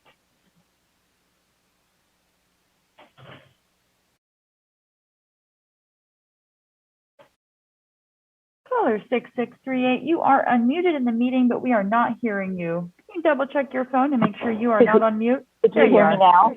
Yes, we can. The floor is yours. Okay. Okay, thank you. Submission, as you finish, I know you will continue to make sure represent voices are heard. Please do not lose track of your number one goal, to draw fair lines for all Californians. I am not arguing to draw lines for the privileged minority. To the contrary, as a Central Valley Latina, I know how minority voices are often diluted. When deciding where to draw the 26,720 people living in Sanger in Fresno County, should your priority be the 793 people who reported themselves as AAPI, or the 22,064 who reported themselves as being Latino? When deciding how to divide City of Fresno, your main goal must be drawing strong Voting Rights Act districts for a city that is 51% Latino. Other communities should be respected, but not at the expense of complying with federal law. Look at all the trees, but do not lose the forest. Otherwise, you will make the decision based on those who are loudest, just for the minority. This is true, not just in Fresno County. Should the Punjabi community be put first in Fremont, where they are 27%? The population, yes. Latinos make up 14% of Fremont, 30 but seconds. the AAPI community should be your priority in the South Bay, just as Latinos should be in your priority in the Central Valley. In the Sacramento area, drawing Elk Grove to placer based on Asian Indians who make up 5% and 2% of the population is not respected at all. It is getting lost in the forest. Yes, listen to testimony, but at the end of the day, trust the map. Thank you for your comments. And right now we will have caller 6089, and up next after that will be caller 0313. Caller 6089, if you'll please follow the prompts to unmute by pressing *6.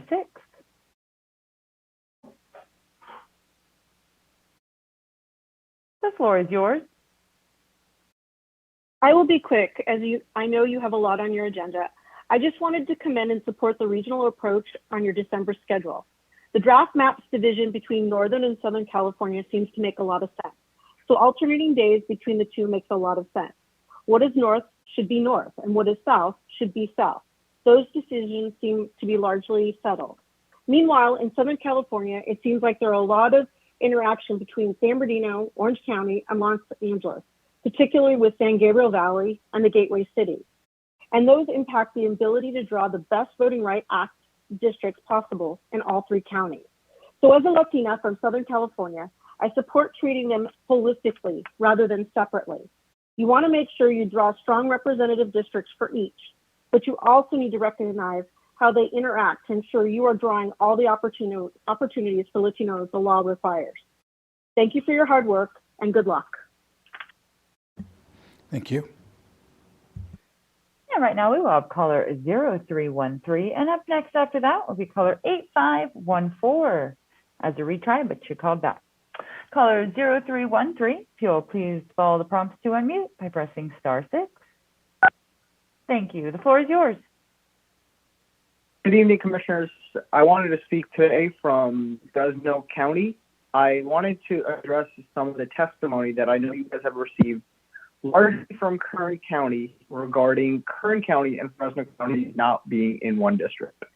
And I know that there are multiple elected officials trying to gerrymander and sway public testimony in their favor. And I want you guys to all be aware that right now your draft maps have State Senator Andreas Borges and State Senator Shannon Grove in one district, and you have Congressman Devin Nunes and Congressman Kevin McCarthy in one district. The attempts to separate Fresno County and Kern County in state senate and congressional districts is a partisan attempt to create two separate congressional Republican and two separate Senate Republican districts. This is not going to help our community here, because we need districts that prioritize our VRA communities, our Latino communities, and I know this can be accomplished while having Fresno and Kern in one district. Thank you. Thanks for your comments. Yeah, right now we will have a retry for caller 8514. And then up next after that, I would like to give caller 1396 an opportunity. You have not chose to raise your hand. If you would like to do so, please press *9. But either way, we will be giving you an opportunity. Oh, there's a hand. Perfect. Caller 8514, if you will please follow the prompts to unmute by pressing *6. The floor is yours. Thank you for the redo. I am from Yolo County and want to thank you for considering each of the 3 plans independently. Specifically, the Commission should reject the idea of just nesting the Senate plan to save time for the other plans. Yolo County demonstrated why nesting is the lowest ranked criterion. There are fair arguments on both sides on where to put West Sacramento. I think it would be a good balance if West Sacramento was with Sacramento in at least one plan and with Yolo in at least one plan. At times, smaller counties like Yolo, Solano, and Napa may have to be split.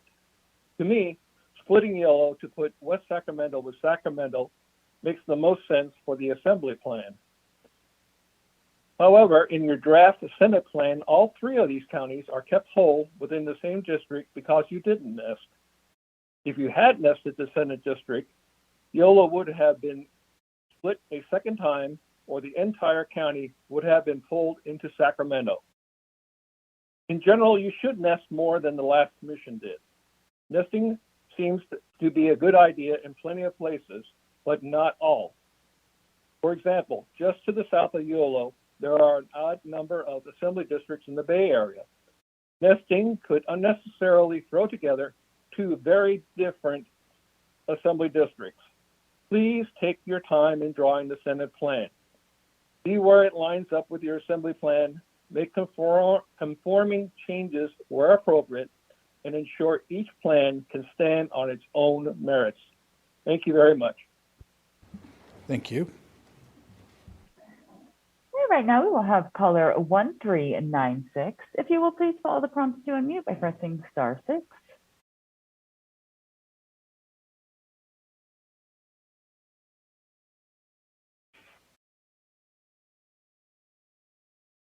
One more time. Oh, there you go. The floor is yours. Hi, I've called before, and I first want to thank all of you so much for your tireless public service. I really appreciate it. I'm calling tonight about your proposed schedule, which I generally support, but have 3 suggested amendments. First of all, your proposed schedule emphasizes the opportunities for live line drawing, but it doesn't include time to reflect on the weeks of comments you've received. Overall, I suggest that you build in some cushion to provide more time to review the valid feedback you've heard in the past weeks and about the consequences of the maps you've drawn. The proposed schedule focuses on the forward-facing process, that is, what do we draw tomorrow? But it excludes looking back, which would be, are we happy with what we drew yesterday? First, I suggest that you change your December 6th and December 13th meetings from if needed to be definite meeting dates that would allow time to make sure you are all comfortable with the lines you've drawn and all the consequences those newly drawn lines have. If there are places where some commissioners are not comfortable and the fix is not quick, for example, when there's conflicting communities of interest testimony, those issues could go into your bucket list so you can discuss the differences and balance the priorities and resolve them in the last week. The length of those bucket list items will let you and the public know if you're heading towards finishing the redistricting on the 20th, the 21st, the 22nd, or the 23rd. Second, I recommend you also add this reflective time for the Senate plan, which could occur on December 18th. Then beginning on the 19th, you could resolve those bucket list items for all 3 plans, reduce congressional deviations, number the districts, handle Senate deferral. We all know the project has to be finished by end of year. This is going to be a rush to the end, but drawing the best lines possible should include reflection time rather than just live line drawing for every second until the time runs out. This means that time must be scheduled to Thank you. And at this time, I'd like to ask caller, oh, never mind, they hung up. At this time, we do not have any callers, Chair. Let's wait a couple minutes to see if they call back. Absolutely. And then the lines will close at 8 o'clock. If we have no further calls, we will be adjourning the meeting.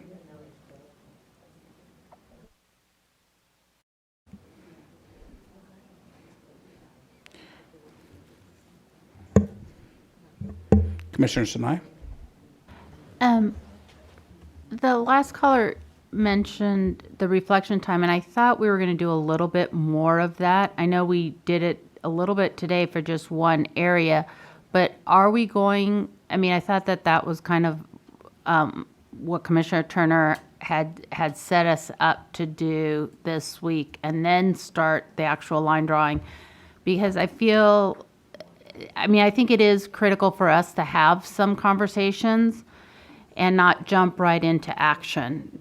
We've been reactionary, and I do feel that if we're going to get to the right place, the best place, we do need to have conversations and not just give direction.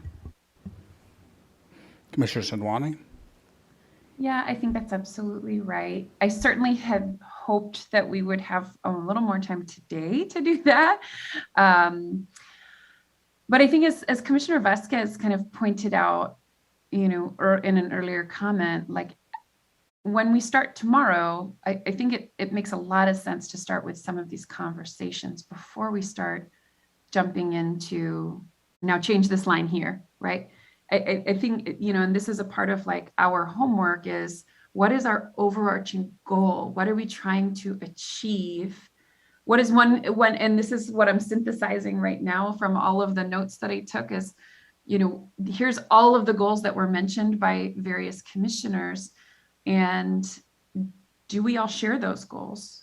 Are there ones that rise to the top for most of us? And so I'm going to try and get all of that prepped and ready to go for tomorrow, and perhaps use that to start us off with that conversation. And hopefully we can then dig into the maps from there. I hope that that's a reasonable way of working moving forward. I think that's we can try this approach, and I think if we try this approach and it doesn't work, we can try other approaches, and as we go through and find what works for this commission. Commissioner Hernandez, Taylor, and then we'll take the callers that have come in. Yeah, yes, I do agree with Commissioner Sinai, but I also felt that as we go through. When we're looking at the maps and working on the VRAs, we're also going to have the conversations there. So that's where I felt, I've got my information, and when we get to that place, then that's the time to have, because then it's actual, right? It's real. We're looking at the lines, and I thought that would be a good time to talk about it, because then we can also see the ripple effects. And so anyway, I think, yes, definitely talk about it, but hopefully when we get to that point, do the maps. Thank you. And just a reminder to the public, the lines are closing at 8 o'clock. Commissioner Taylor? Yeah, just real briefly, I strongly agree with the comments by Commissioner Sadwani, Commissioner Vasquez, and the caller. I do think we need to have those conversations to ground us for our approach for the day. Thank you. Thank you, Commissioner Taylor. Commissioner Kutagawa? Yeah, I definitely agree with what the caller had suggested, and that aligned with what Commissioner Sinai and Vasquez and Satwani had said too. I do want to perhaps ask this question from a process point of view. We also had a fairly extensive conversation about, time limits and other things like that. And I feel like reflection does take time. And I appreciated how Commissioner Sadwani did know just from the one district, the time that it took. And that, yes, we didn't necessarily come to a clear consensus, but I am just asking, are we going to reflect, or are we going to try to move through as quickly and as efficiently as possible? Because right now I'm not necessarily seeing that it's going to, I think given our style that we've established, I don't know if that's necessarily going to mean speedy. So just want to ask. I think it's a work in progress, and I think we're going to do the conversation, and while also being efficient and having time parameters around some of this work so that we can get through the districts that need to be, all of the districts need to be drawn, but specifically the ones that we have on the agenda for tomorrow. So let's go to the call line, the queue. We have a couple lines with their hands up. And we have caller 5820, and then up next after that will be caller 1784. And I'd like to invite caller 5566. If you do wish to give comment, please press *9. This will raise your hand indicating you wish to give comment. Caller 5820, if you'll please follow the prompts to unmute by pressing *6. The floor is yours. Yeah, hi. I've called in the past regarding VRA districts in the Central Valley. I focused a lot of my concerns in the past on the city of Fresno, but I did want to kind of see that VRA district conversation for a little more of the North Central Valley, specifically Stanislaus County. I know there's been a lot of callers and conversation today about Stanislaus County, but I just did want to reiterate the fact that by being able to split up Stanislaus County, that you as a commission were able to achieve 3 VRA districts in the Central Valley, which really was a huge accomplishment and an ask of the community here. I know there is a fear from a lot of us in the Valley that some of the people calling in don't really want to maximize the number of Latino seats in the Central Valley. So again, I just wanted to reiterate, me and a lot of members of my community do support 3 VRA seats in the Central Valley. And we do urge the commission to keep a minimum of 3 seats. If you reuniting Stanislaus as one district would have a ripple effect that could marginalize Hispanics and Latinos and prevent them from selecting a candidate of their choice. We know hard decisions are going to have to be made. You can't make 100% of people happy, but we do know that this is a priority for the Central Valley, and splitting up counties to meet Voting Rights Act regulations we believe should be the priority of the Central Valley. So thank you for your time and your night, and you guys have a good day. Thank you so much. And right now we will have caller 1784, and then up next after that will be caller 9194. Caller 1784, if you'll please follow the prompts to unmute by pressing *6. The floor is yours. Hey, Commissioners, thanks for taking the time.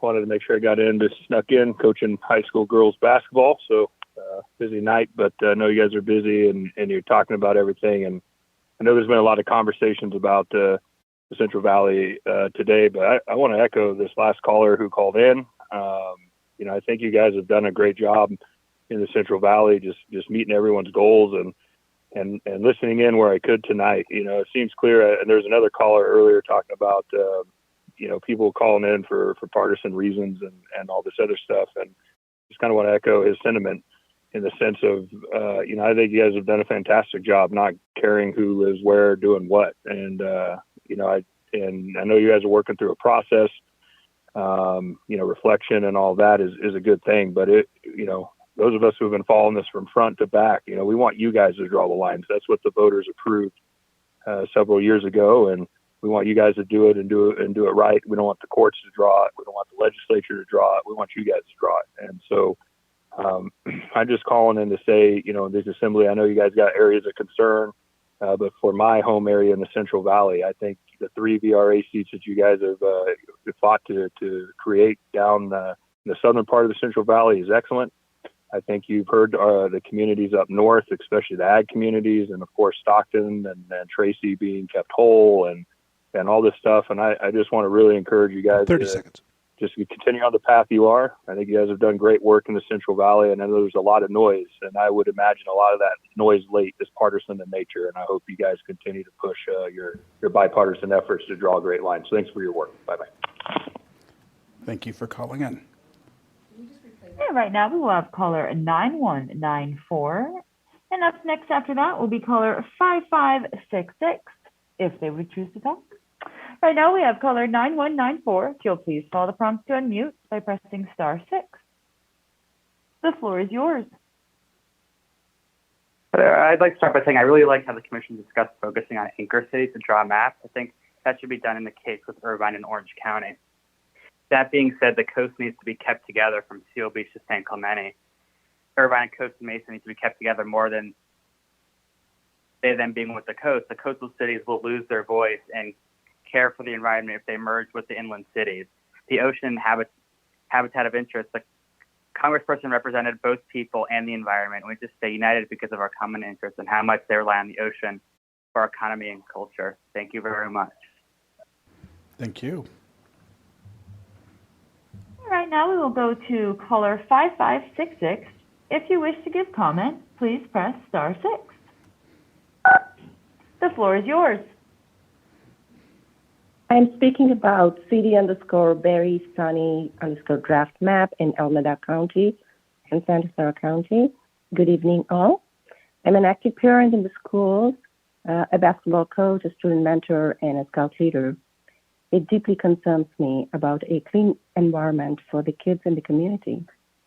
I support the Congressional District city_Berry_Sunny_draft map, which includes Cupertino, Sunnyvale, Fremont, and Santa Clara, Milpitas. There are 2 major large industrial facilities that create air pollution and require local, regional, and federal oversight to protect several of the communities as shown in the CD Berry Sunny draft map. The facilities are the Lay Cement plant in unincorporated Cupertino on county land and the landfill, recycling and composting operations on nearby islands that impacts Milpitas and South Fremont. I've appreciated the current Congress member has supported the activists on these issues, written letters to the Bay Area Air Quality Management District, and contacted the EPA. I would appreciate the Congress member, whoever it is, and their congressional office in future to have a dedication to the community's concern with respect to these 2 major industrial facilities. Commissioners, I thank you for your time, effort, and dedication towards the community. We really appreciate it. Thank you. Good night. Thank you. And I believe, Katie, that's all of the calls. That is all of our callers this evening, Chair. Excellent. So with that, we will be adjourning for the business meeting. I'm trying to remember recess, adjournment. Today is we're recessing the business meeting, and we'll be coming back tomorrow. We have a meeting to go through some of the visualizations for the Los Angeles and Southern California region. So we will see you we're adjourning today. No, I meant to say it. We're adjourning for today and coming, and we'll be meeting tomorrow at 11 a.m. Thank you so much. See you tomorrow.